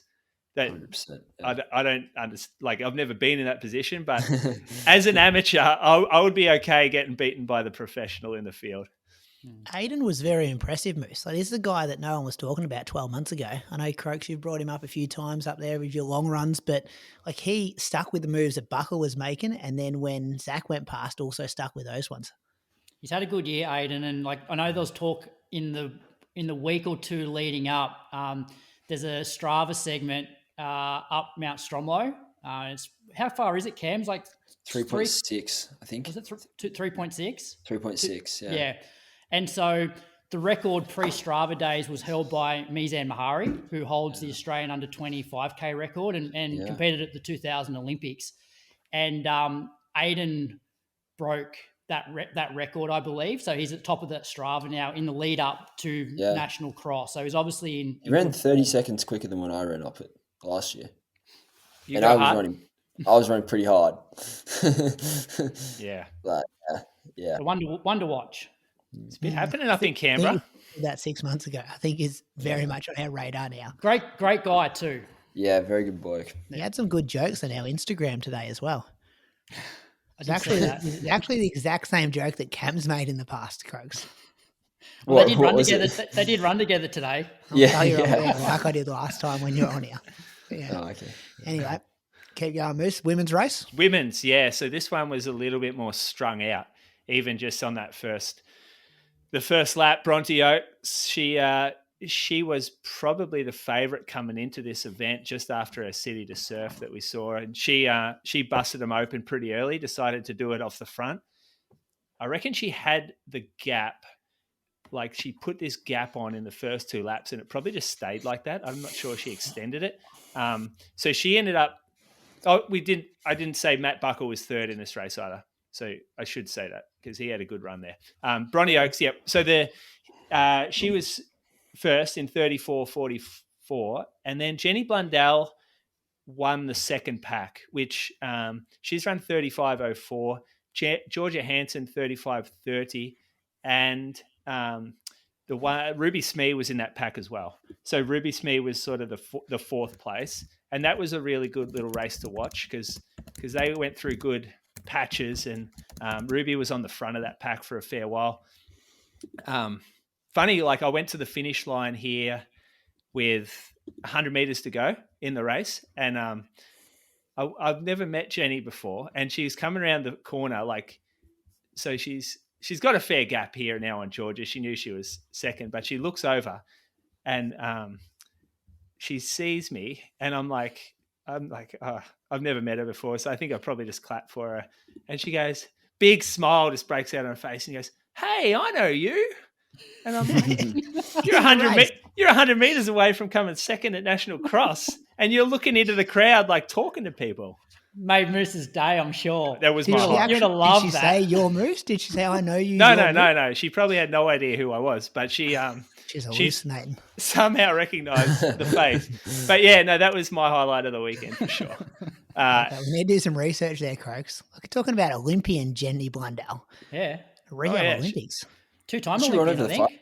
15.07 maybe. Oh, yeah, quick. She had a big purple patch there, maybe over summer at some point. For the Olympics? Oh, wait, did she go under? Did she go under 15? I'll have a look. I'm just opening up the profile now. Might have run like 14.50. Oh, I don't know. I reckon she qualified real late for one of the Olympics as well. Yeah, 14:59.8. That was 16. Was that Vienna? Was that Vienna track nights or something? It was. Yeah. Look at you, Cam, student of the sport. Yeah, but she still didn't qualify for the team because it's pretty deep. Yeah. Yeah. I guess the qualifier was 14.52 last year too. 4:04. She may or may not have recognised Moose from Inside Running podcast fame.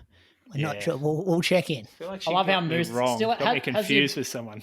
I love how Moose just inserts himself into the story. Correct. I would have done the same. So the reason I'm on here tonight is because Brady was very worried about how grumpy Croaks would be after this torn calf. He said, you got to come on, look after me. Croaks will be firing tonight. He will be an angry man. No, he's sick as well, Moose. He's sick. Yeah, I know. Mate, he's had a haircut, though, so he looks good, doesn't he? He does look good. Yeah, he looks like a child. He's also pissed off that they've cut him out of the group chat in Canberra. Didn't get an invite to the long run yesterday. Oh, I was okay with that. How are you also going, Moose? People that aren't listening on Road to Sydney Marathon this week. The curse got you, though. You're not going to be racing. You'll still be in action, though. Yeah, it's been a rough trot for me. I'm going to be on the start line, though, and I haven't decided what I'm doing yet. So there's like little bits and pieces of me who drawn different ways. I'm thinking, it'd be cool to watch the women's race for a while. Maybe I could like do 10K and just stick around like the Australian females. That would be an interesting watch. But then how am I going to get to the finish after that? Because that'll probably cook me. And then my mate Will, he was going to run 2:27-ish, and he just got the flu. So that's a bit nasty. And then who else? Maybe you? What are you doing? 2:35 I'm going to run. Oh, that could... Pick it up in the second half. That could be me. Don't pick it up too much, though. 3:40s to 45 and then a license to get down to 3:30s. Who are you running with? Just by myself at this stage. All right. Maybe that's me then. You and I have some fun out there. Yeah. Yeah, okay. That could be a fun Sunday. That'd be a long Sunday with Brady. I know. Bring Fucking hell. Imagine the carry-on. He'd be like, so and much because we're going to pick it up, you'll be able to drop a bit of carry-on, but then just drop people. By the end of it, Moose, you'll think you've run Buddy Bogan to Hotham. We're comrades by the end of it. He'll be doing the high fives when you go through like... Oh, yeah. I'm going to rev up the crowd, get the crowd going, shit like that. Nah, I'm just going to have my head down, just get me long run done. Let's hope Will gets better so I can run with him. All right. So you're in action, tomorrow night, Road to Sydney. If people want to binge that series, I know a few people signed up the last couple of days. It's been fun for you, Moose. I've enjoyed listening. I feel like it's re-energised you over there. Leanne Pompiani is flying. Nick Earl's up and about, signed a big deal with Hoka. And, you've been asking some good questions. Well, how crazy are Canberra people? Oh. They have lost the plot. Leanne, influenza B, and she's run 180K, literally like some people go to hospital for that, and she's going to run 180K and doing workouts and everything. She is mad. To be fair to the other Canberran on this show, Moose, I don't think Cam would be doing that. So don't put us all in the... Cam would not run with influenza B. I could see you doing it, Croaks. Mate, I had the influenza B before Gold Coast. I didn't run for 2 weeks. I reckon you did do a workout straight off the bat. No. Yeah. So, that's been fun. Great recap of National Cross. We're going to love you and leave you. And, we'll see you in 2 weeks' time. All right. Croaks, I'll send the invoice in for this later. No worries, mate. Yeah. Want to make your next race day the best one yet? Well, dialing in your nutrition strategy is one of the most effective ways you can do that. Luckily, our show sponsor, Precision Fuel and Hydration, offers you the chance to do this in the most effective way possible. Book a free consultation with their team to fine-tune your fueling plans. Emphasis here on you, as they offer tailored advice based on your circumstances and the race you're taking on.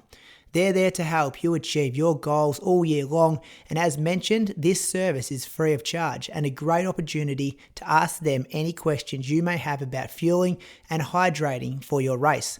No question is too daft for them. We've loved Precision for a long while, and this free service is another reason why. Use the link in the show notes and use code IR-SPRING2025 for 15% off your first order and start smashing those goals today. All right, we're going to close up this running news with a bit of, what do we got? Some 800s. There was a meet over in Germany. So Abby Caldwell how's it pronounced? Funkstad. Yeah. JT Classic. I'm glad you knew that, because there's no way I was attempting that, Cam. Abby Caldwell got second, 158.02. Georgia Griffith fifth, 159.22, which is PB. Tess Kersop Cole also broke 2 minutes for the first time in seventh to run 159.95. A couple of years ago, that was the Australian record. And now we've got another person under 2 minutes, and she had two Australians in front of her. 1,500 metres. Jack Anstey, it was 10th, 334.2, which was a PB. Now, Ollie Hall was in this race. Seems like he was just chasing as many race opportunities as possible between the closing period, which was Sunday. So he went to the front, was pretty aggressive. Yeah. Did finish in 15th in 336, and it was won by Nordaz in 330. There was also a young Norwegian running 330 as well. So, Cam, did you spot this one? Did you watch it? Yeah, I watched the race. I think there was only sort of an Instagram stream of it or something. Yeah. But yeah.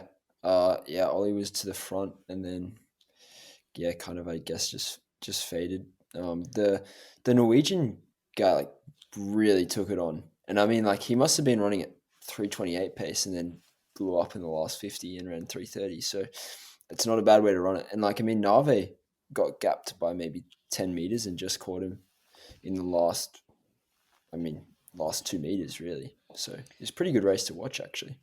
Cam, I'm not sure how much you're willing to say about Ollie over the last few weeks, trying to chase times to almost like convince the selectors to pick him over, say, somebody like Jude. But does his Diamond League run and this 3:36 help his case, or would he have been better off not racing like Jude Thomas?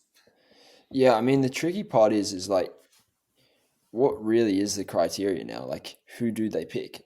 I mean, I actually have no idea who they're going to pick. And, I mean, off principle, Ollie has run the quickest out of the rest. I mean, he showed up to Nationals, he came third. I mean, if they don't pick him, does that mean Nationals doesn't mean anything? Does it mean running a fast time doesn't mean anything? Like, I understand coming 10th in a Diamond League in 3:31.1 versus Jude, who won a race in France and ran 3:32 flat. I guess they're two different things, but like, yeah, we've got to have some sort of principle and like some sort of criteria that we can like, just keep That's the where it's policy always fair. still so subjective, this stuff, because, like selectors could potentially go, well, you look at the trajectory and it's like, Ollie's definitely like plateaued a fair bit, whereas like you think Jude's still on the up. So it's like, well, do we use one of the spots as a bit of a, blood the young guy? But then they didn't do that for you at the Olympics. So you probably I guess should just pick on principle and make it a bit more objective. Yeah, I guess it's always going to be subjective, and there needs to be something though in place to keep it fair, I think. Otherwise, it's just there's no policy at all, really. Yeah, and the fact that he's trying, like, I respect that. Like, he's going to the front, he's getting himself to these races. Because imagine he just runs in Rome, and then he falls over in London, and he goes to Boulder, he doesn't race again. I mean, you'd pretty much have to pick him at that point, right? Because he'd run 3:31, and it's like he's actually showing up to these races. And the thing is, I think Ollie's actually in really good shape. It just seems like he's more in a mental block than anything else.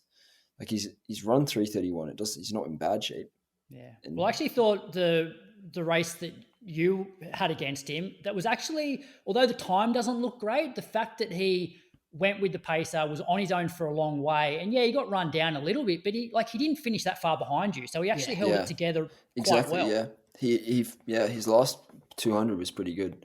I think, as I said, I think it just seems like he's in a bit of a mental block, I think, with racing, and I think once he comes out of that, he'll be back to Hopefully we'll see what happens now. The women's 15 over there as well. Lauren Ryan ran a PB, 4:03.79. That was a 5-second PB for her. Morty Skyring. She won that race as well, and Morty was in third, 4:04.51. So Aussies. Lauren's got she's on fire, yeah. She's got some range. She doesn't have a bad race. You look at her racing too. Rarely does she run poorly. Anywhere from 10K down to even half marathons on the roads. Will she run the 5 and the 10, or is she just going to run the 10? She'll probably double up. I reckon there's enough gap, because I think the 10K is like first night. So they'll do that, and then they'll have 3-4 days, and they're not really I guess you're keeping somebody out of a spot in the 5K because you've got so many girls that are qualified. Whereas in the 10K, I guess we've got, actually, is Lauren in the, she'd be in the quota, wouldn't she, for the 10K? Yeah, she is, because down running counts for 2 years ago, right? So you got Rose, Izzy, and... So is Rose and Izzy going to run the 10K too? Izzy will definitely run the 10K. Lauren's ranked 16th. Rose is 24th. Izzy's 25th. Because they count her 30, right? Her 30, 35 or whatever? But let me and tell you. And then Zatopek or something? Or the Paris? It actually doesn't say the time anymore. Yeah, right. Okay. Is it only 1 Yeah, sorry, No, 30-20 for the road. Oh, yeah. When did you run 30-20? No, they're in on ranking points, all these girls. Oh, okay, yeah. Yeah. That makes Oh, sense. yeah. So the results that though Lauren's used is a 30-35 at Yeah. the 10 and her Olympics Olympics. 31-13. Because that was a final and you get Olympic points, so it's pretty Yeah, huge. she got 60 extra points. So pretty much if you keep qualifying, it's pretty hard not to keep qualifying, right? You just need to run pretty well at the major. Yeah, with the bonus points. Yeah, with the bonus points. Yeah. So we'd have 13's pretty three impressive. girls there then in the 10 and But I guess obviously the 5. Rose will be doubling and Lauren will be doubling. Izzy So will then it just do the 10, which will then open up the spot in the marathon for Tara Palm to take that. Because, well, from what I've heard, Tara is up in Cairns doing heat training at the moment.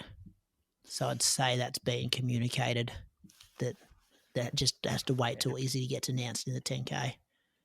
And then the 5K will be what, Rose, Georgia? Rose, if Georgia doesn't get picked in the 1500, then she will run the 5, run 5. But yeah.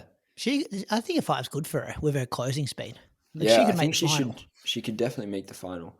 But it also depends, like that one year that, was it Sifran ran like 14:40 or 14:50 in the heat or something? It was, because someone had run a 1500 the day before. I think that's the only thing is the turnaround between the 1500 and the 5K might be a bit.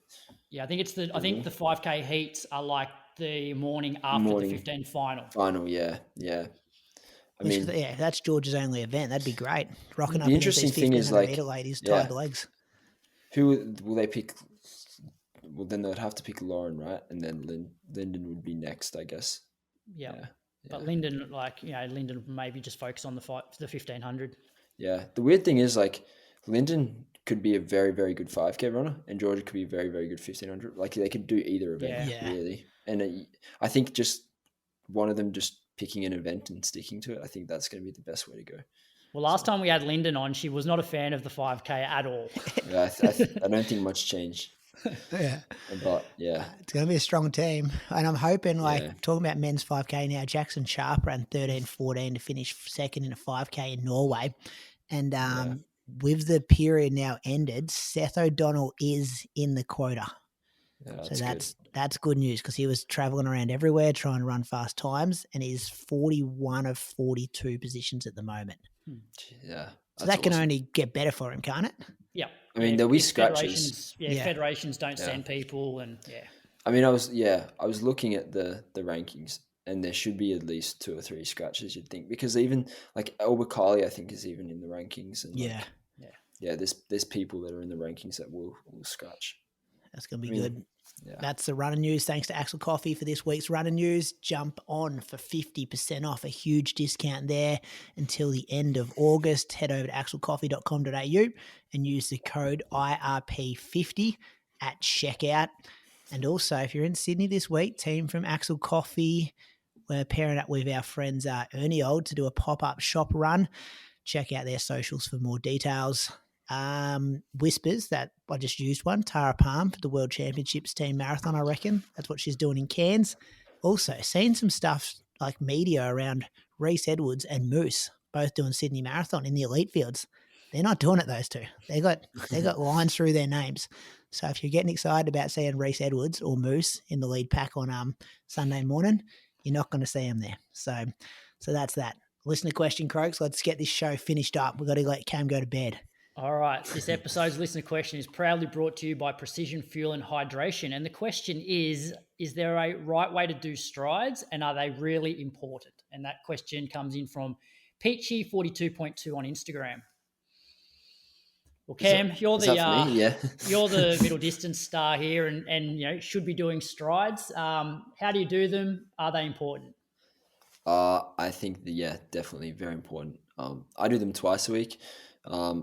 I think for the neuromuscular side of things, it's very important to be practicing that sort of, I guess, speed. And even if you're training for the marathon, I think it's valuable. I think because when you go too far down, I guess, the mileage route, you start to feel those paces feel increasingly harder. Like I was listening to the podcast of Chris talking about was it Chris talking about how the pace felt like a sprint when he was running marathon pace? And it's like your marathon pace should not feel like a sprint. So yeah, I think strides are so important to keep a bit of speed in the legs, get the turnover done, and yeah. From a I guess process, can you actually do them too fast? Like, what are you focusing on when you're doing your strides? Because obviously you're not probably going like all out sprint where you start losing control of arms and legs. It's like controlled.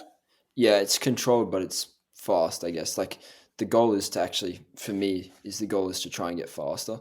And yeah, so I do a mixture of stuff. Like today I did 2 times 120 at 1500 pace, and then 2 times 80 at 800 pace, and then 2 times 40 at 400 meter pace. So it's not max sprinting, but it's very, very close to it, I guess. So yeah. Do you have like technique cues and stuff while you're doing those, Cam? Like you have a pattern going through your head, or hit the ground hard, or like fast and high knees and stuff like that? Thinking about those sort of stuff. Like for me especially, it's like my arms and my knees. Getting my hands back to, I guess, behind my body, and then also getting the knee drive, I guess. Yeah, the 2 cues that I use throughout my strides. Yeah. I think one risk, especially for probably most of the people that listen to our podcast who are more like 5K, 10K, half marathon runners, is they see them as all out sprints. Mm. And like Cam's just said that he's doing 120 meters at 1500 meter pace, 80 meters at 800 meter pace. Now, you think about running an 800 meters, it's 2 laps of the track. You cannot sprint 2 laps. So you need to have some level of control. Whereas I feel like there's people out there that do 80 meters, but it's like at their 100 meter pace.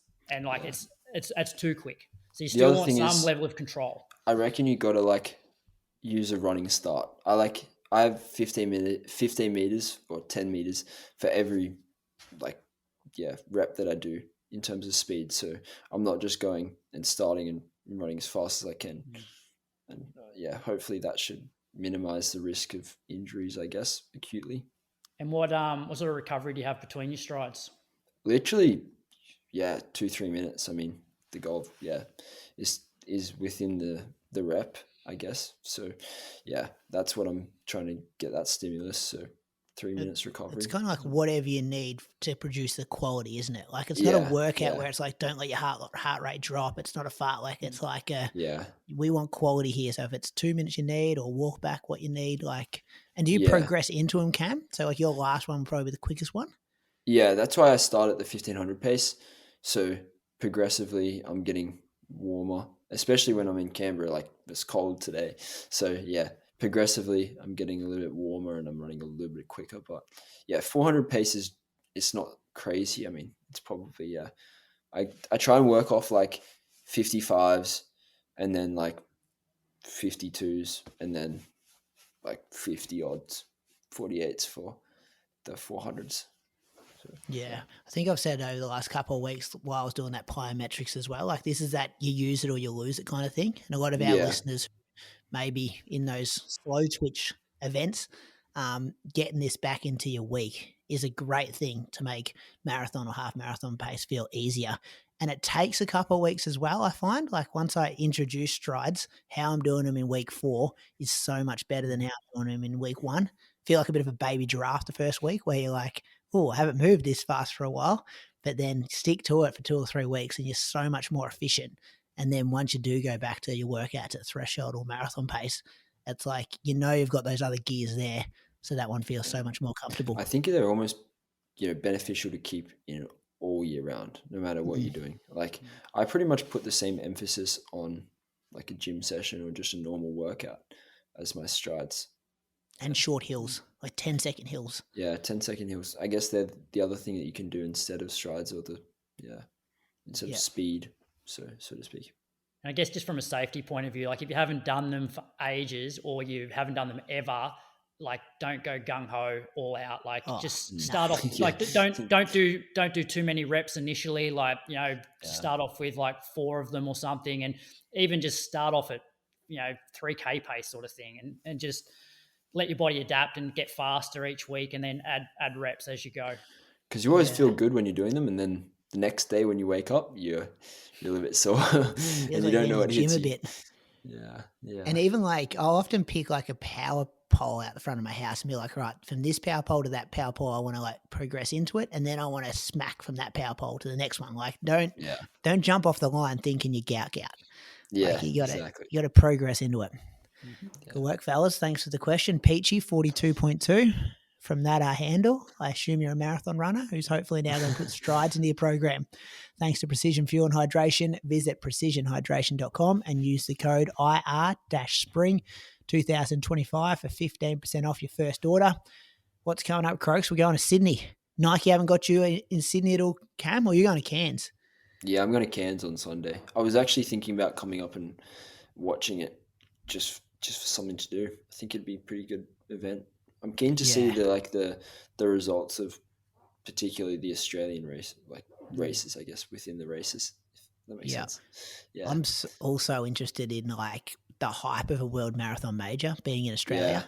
I've been to a few overseas and like how they take over the city and how does Sydney embrace it. And then from like a brand point of view, like every brand is trying to have some kind of presence at Sydney. So it's kind of like we're on a cruise with Brooks on one of the days and then doing some stuff with On. And I saw that, and I love this, that like Jeff Risley's on a panel with Nike. Like I love that they've got someone like Jeff's expertise up there.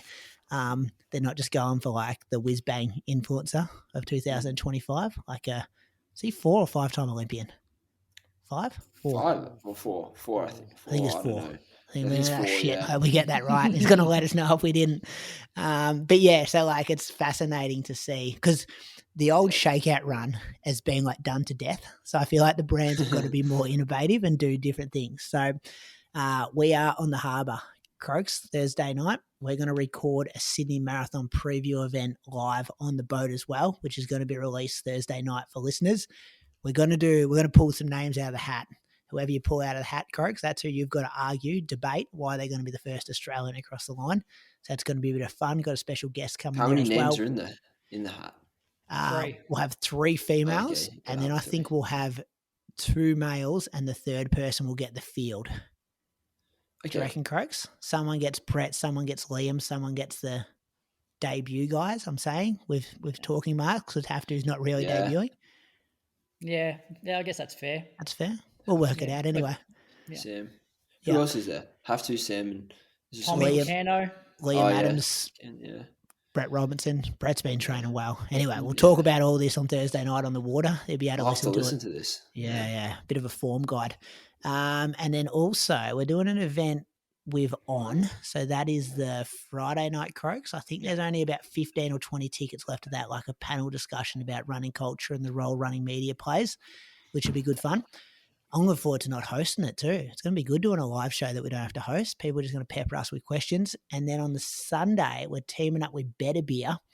This is going to be fun. So Better Beer is the official beer of the Sydney Marathon. They're going to have their bar set up on the Tarpeian lawn in the Botanical Gardens, which is open from 7:30 a.m. till 3 p.m. And if you're a listener of the show, we can get you some free beers, but there's a catch. So you need to go to the bar and you need to use a code word or code saying to get a free beer. So there was some debate about today what the code word's going to be, but I have made an executive decision that the code saying is going to be a penguin is a fish. So if you go to that bar and you say, I want a beer, please, and then they say that's going to be X amount of dollars, and you say, no, a penguin is a fish, you will get that beer for free. So we've got a tab running, and thanks to our friends at Better Beer for sorting that out. I think you're flying home maybe early, Croaks, but Moose and I and Zach will be there at the Better Beer Garden, Botanic Gardens. Yeah, we should say that's for the, I don't know if you've already mentioned it, Brady, but that's for the first 50 IRP listeners. Oh, and yeah. It's limited to one beer per person. Don't try that for 6 hours. It's not going to work for 6 hours, but hopefully you get at least one free beer there. So Sydney's going to be massive. And then we've got Zurich Diamond League. When's that, Croaks? Is it this weekend? This weekend? It's 27th, 28th. So that'll be Wednesday. Thursday. So it'll be Friday morning, our time, I'm guessing. Actually, fields have just come out. Oh, yeah. Is Cam's name still on there?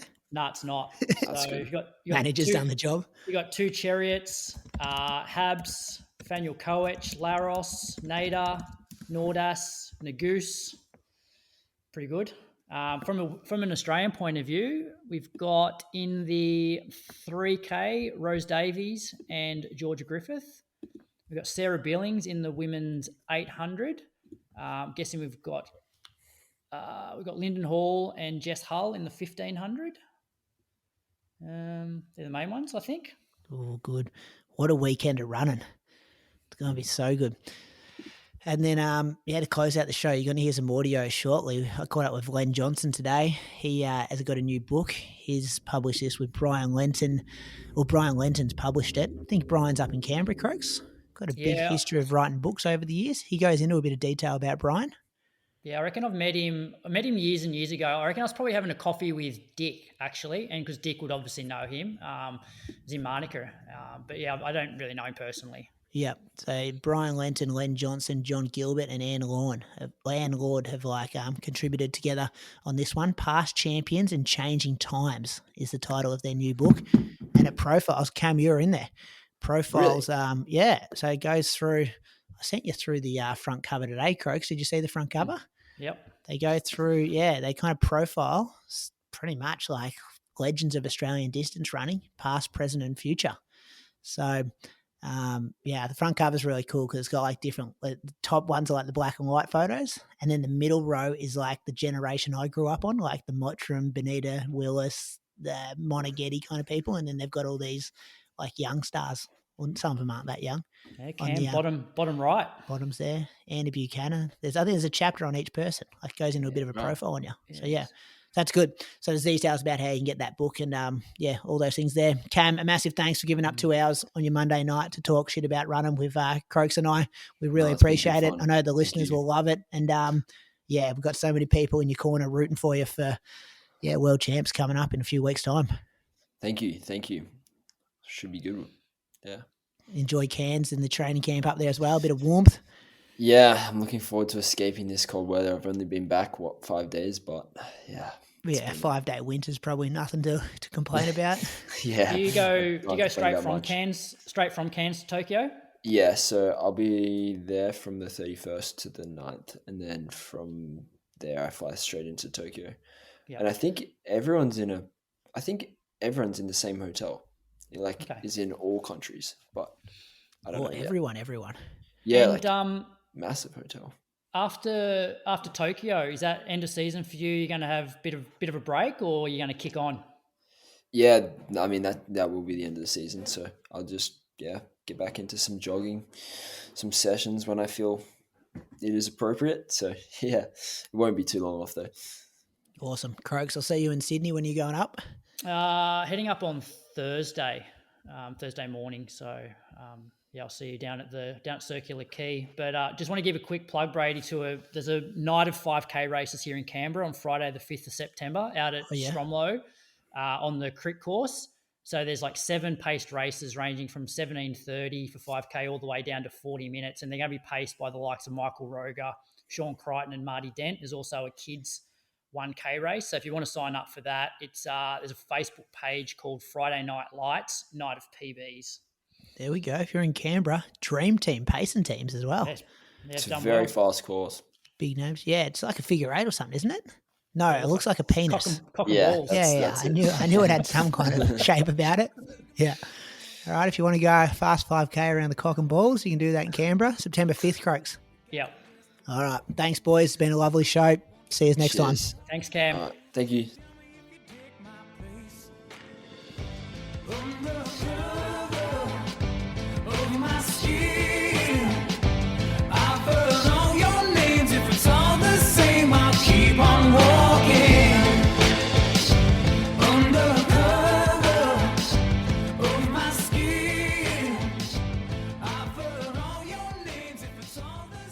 Hey, we're back on the Inside Running podcast, a familiar voice because he was helping me out about a month and a half ago when we were discussing if Faith Kipyegon could break 4 minutes for the mile.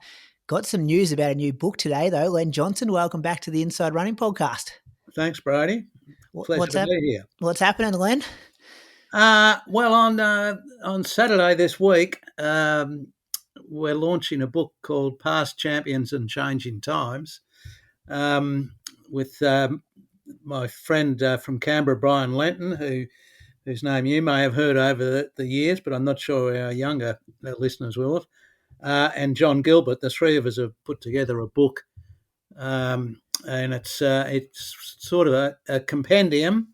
I did have a look. I looked up the Britannica definition of a compendium is a collection of things such as photographs, stories, facts, etc., gathered together as a group, especially in the form of a book.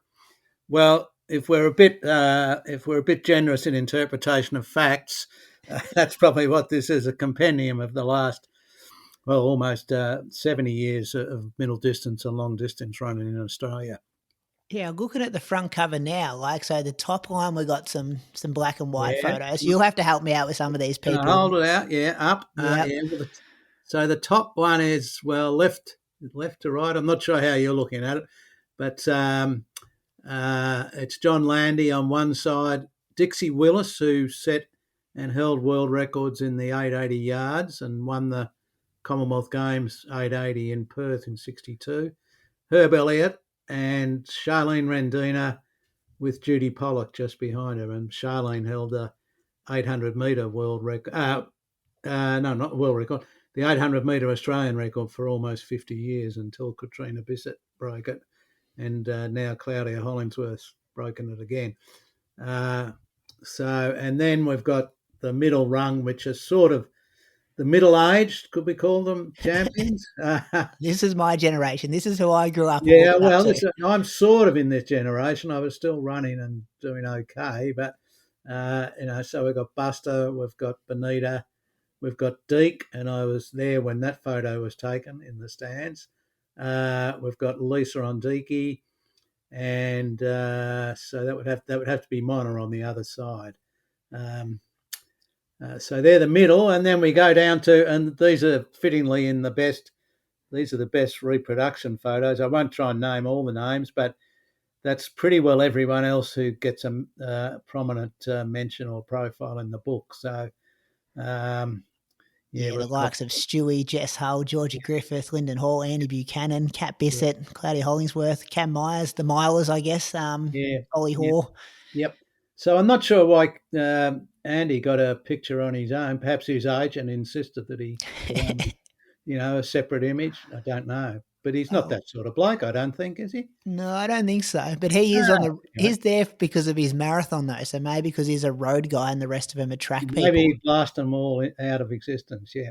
Maybe that's it. I do love that they chose a picture in the Bendigo singlet there, which was nice. That's good reference. That's right. Yeah. So when people are flicking through the book, is it like a chapter on each of these people? And when you talk facts, is it just like statistical stuff? There's a fair bit of recycling in the content.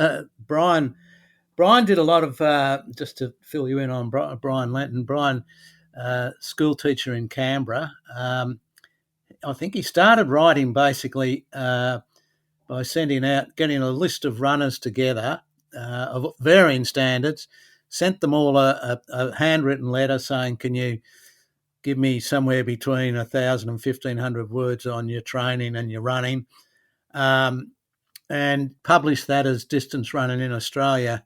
He did a part 1 and a part 2. So that they were collections sort of like this, but they were written by the contributors. Then he went into interviews, and that's his main thing. He's published about 5 books of interviews over the years, and mostly, but almost all of them done before the Sydney Olympics. Then just briefly, he lost, their house was one of the houses consumed by the Canberra bushfires in 2003, and he lost everything, his collection of books, magazines, photos, and the like. And he sort of got back to a little bit of writing, but we've always I met him in 1979, I guess it was, when Chris Wardler invited me around to meet Brian at his place one night. And when I got there, there was Bill Scott was there, Chris, Tim O'Shaughnessy. I can't remember I think Deke may have been there. If he wasn't, we talked about him a fair bit. But it was a group interview. And so, I was included in this group interview. And I think I said about three. Brian very kindly asked me one question, and I answered that, and that was about my contribution. So I just listened to it like as a spectator, more or less. And so I've known him ever since then, and we've often talked about doing a joint publication. So in this book, what we've done, Brian has edited the best of his old interviews down into a format that takes out any anachronisms and that sort of stuff. And I've written a profile on each of the interview subjects. I've also written a profile on Buster and Bonita. And between John and myself, we've done a whole lot of little pocket profiles of athletes in the current era and where they sit, and some lists that are all up to date, except for the fact that just after we went to print, Claudia and Abby Caldwell both broke Catriona Bisset's record, which, if you think, that was a record, the history of the women's 800 record, it's only changed once in 50 years before that. And then they went and did it about 2 days after we'd sent all the stuff off to the printer. So I think that's the only omission in the statistical lists. There's all-time lists for all the middle distance and distance events, plus lists of Australian representatives and who they are and what they did. So yeah, it's a pretty comprehensive book, which, of course, if you ask me, I think it works pretty well. Yeah, 212 pages, 170 plus photographs. Yeah, and it's only 100 printed so far in the first run. Yeah. Well, publishing these days, even when I published the Landy, or when a publisher published the Landy era, you had to do a print run of 3,000. So there's about, the Landy era did all right as a book, not in financial terms for me, but it sold just short of 2,000 and still sells in dribs and drabs. But you had to, the economics of publishing meant that you had to have a print run of 3,000, and that enabled you to have a wide distribution. Now you can virtually print copies as orders come in. So it's a lot simpler process, which again is one of many things that I don't quite understand, except it does happen. So and this book is living proof of it. So as I say, we've got, I'm sure every book ever printed, there's errors that you've never picked up or omissions. But I think apart from that 800 Australian record the other week, I think we've got everything up to date as of today. Yeah. Oh, well done. And people can get it at the Runners Shop in Canberra or online. Yeah, that's where .com.au. Yeah, that's where the launch is on Saturday. Brian doesn't mind tilting at windmills, so it's a pretty quixotic, if that's the way you pronounce it, choice of dates going up against the Sydney Marathon. But we're up for a challenge. So yeah, I'm not quite sure how the launch will go. But one of Brian's other famous launches in 1983, his second book of interviews, Through the Tape, was launched about 4 months after Deek won the Rotterdam Marathon. And Pat Clohessy, Deek's coach, lived across the road from one of Bob Hawke's senior advisors, and through pulling a few strings and a few casual conversations, he got the advisor to ask Hawke to launch the book, and Bob Hawke came along and launched the book. So that was a highlight, and we got him to put on a Through the Tape T-shirt, and they posed a group photograph of Brian, Hawke, Pat, Deek, and AN Other. I can't remember who the AN Other was, but I know it wasn't me, going through Through the Tape banner. So, there's a bit of pressure on now then. Anthony Albanese. There is a bit of pressure, I think, yeah. I'm not saying Albo will be there, but he may. Very good. And give me some predictions. This episode will go out on Wednesday ahead of the Sydney Marathon on the weekend. I asked you for some predictions last time you're on the show. Who's the first Australian across the line in that women's race, first, Len? Oh, well, you've caught me on the hop. I haven't really had a look at the entries yet, but three names for you: Leanne Pompiani, Jess Stenson, Lisa Waitman. That's all we care about, the Australian ladies first. Look, I've got the greatest respect for all three of them, but Leanne's running very well. Give Jess a challenge, and she'll runs really well, as does Lisa, and there's a bit of motivation there. Can I go for a triple dead heat? Yeah, okay, I'll give it to you. What well, about the men? That's another thing Brian is notable for. He did commentary on the early Sydney marathons in the 80s. Okay. And he used to talk the runners through to the finish, and so he'd encourage things like if there were three came in together, he'd say, "Go for the triple dead heat." Sounds like such a funny that's character. Another shout out to him. Yeah. What about the men's? Brett Robinson's got to be hard to beat, doesn't he? He looks like he's in shape. I would think so. Yeah. Yep. He hasn't. Has he raced much? I haven't. No, I don't think. I'm trying to think. I know earlier in the year he was over in Japan for that half marathon. Yeah. At Launceston half marathon, he was there. Paced Ryan Gregson at Sunshine Coast a couple of weeks ago. Right. Yep. No, well, Brett will be hard to beat. Who else is running there? You got Liam Adams, and then kind of the unofficial debut, because he has debuted a couple of months ago, Haftu Strintos and Sam Clifford with his debut, which I think is exciting, seeing these younger guys step up with the fast half marathons in their legs.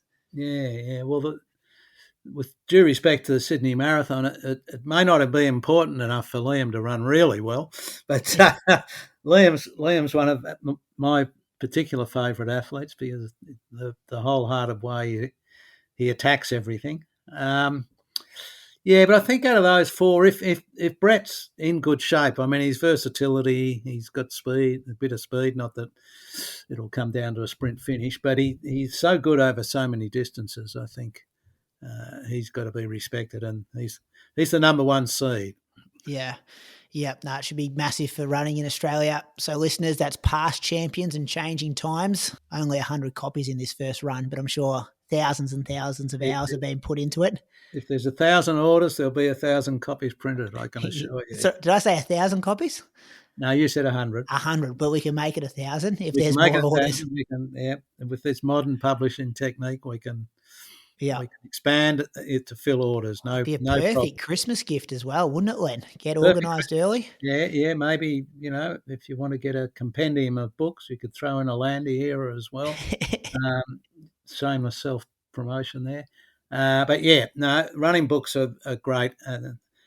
As I said, this collection sort of spans my involvement in distance running, because I really didn't get going until the mid-'70s. And so from the mid-'70s up to the present day, it's sort of like reading not my life, but my life and times. It's rare to see running books, especially in Australia as well, published at the moment. Can't even remember the last. You kind of see it in the UK where Mo Farah released a book, and the US ladies, I know Cara D'Amato's just got one coming out at the moment. But yeah, it's hard to think of what the last Australian running book would have been. Well, it probably is the Landy era, but there is there are market problems. I mean, the US is such a big market that you can sell 100,000. The equivalent of selling a couple of thousand here is 100,000 there. So it's different economics. And of course, now we've got things like the Inside Running podcast and that sort of stuff that fill some of that gap. So it's people don't have to read anymore, but I think it's a good thing because you can always dip into a book again. So do I. And having just hard copy books on your bookshelf, I think it's become like a collector's. I know Moose has got a really big collection, and I try to always suss out any op shops and stuff if ever can find some rare stuff, even those Percy Cerity old books and stuff like that you often see pop up. I think they're becoming more and more rare, which more and more valuable. And then seeing guys like you and Brian and John, and even Anne contributed to this one too, didn't she? Yeah, Anne's right. Put the work in. Yeah. Well, one thing, just quickly, most of Brian's interviews and stuff, because he's only into distance running, predated the invention of female distance runners. So Lisa Ondiki is the only interview in the book, and he'd stopped doing interviews beyond that. So that's part of what John Gilbert and I have tried to do in our contributions too, that we're filling that gap. And I think if you do the count, there's 11 women on the front cover and only 10 men. So we're making up for lost time, I hope, Yeah, in that regard. Awesome, Len. Well, thanks again for your time. And I look forward to all the best with the launch. Look forward to getting my eyes into one of the copies as well and, consuming it. Okay. Want to make your next race day the best one yet? Well, dialing in your nutrition strategy is one of the most effective ways you can do that. Luckily, our show sponsor, Precision Fuel and Hydration, offers you the chance to do this in the most effective way possible. Book a free consultation with their team to fine-tune your fueling plans.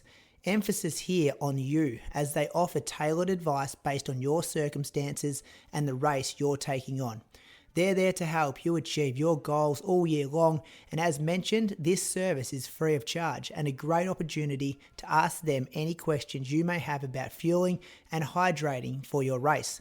No question is too daft for them. We've loved Precision for a long while, and this free service is another reason why. Use the link in the show notes and use code IR-Spring2025 for 15% off your first order and start smashing those goals today. So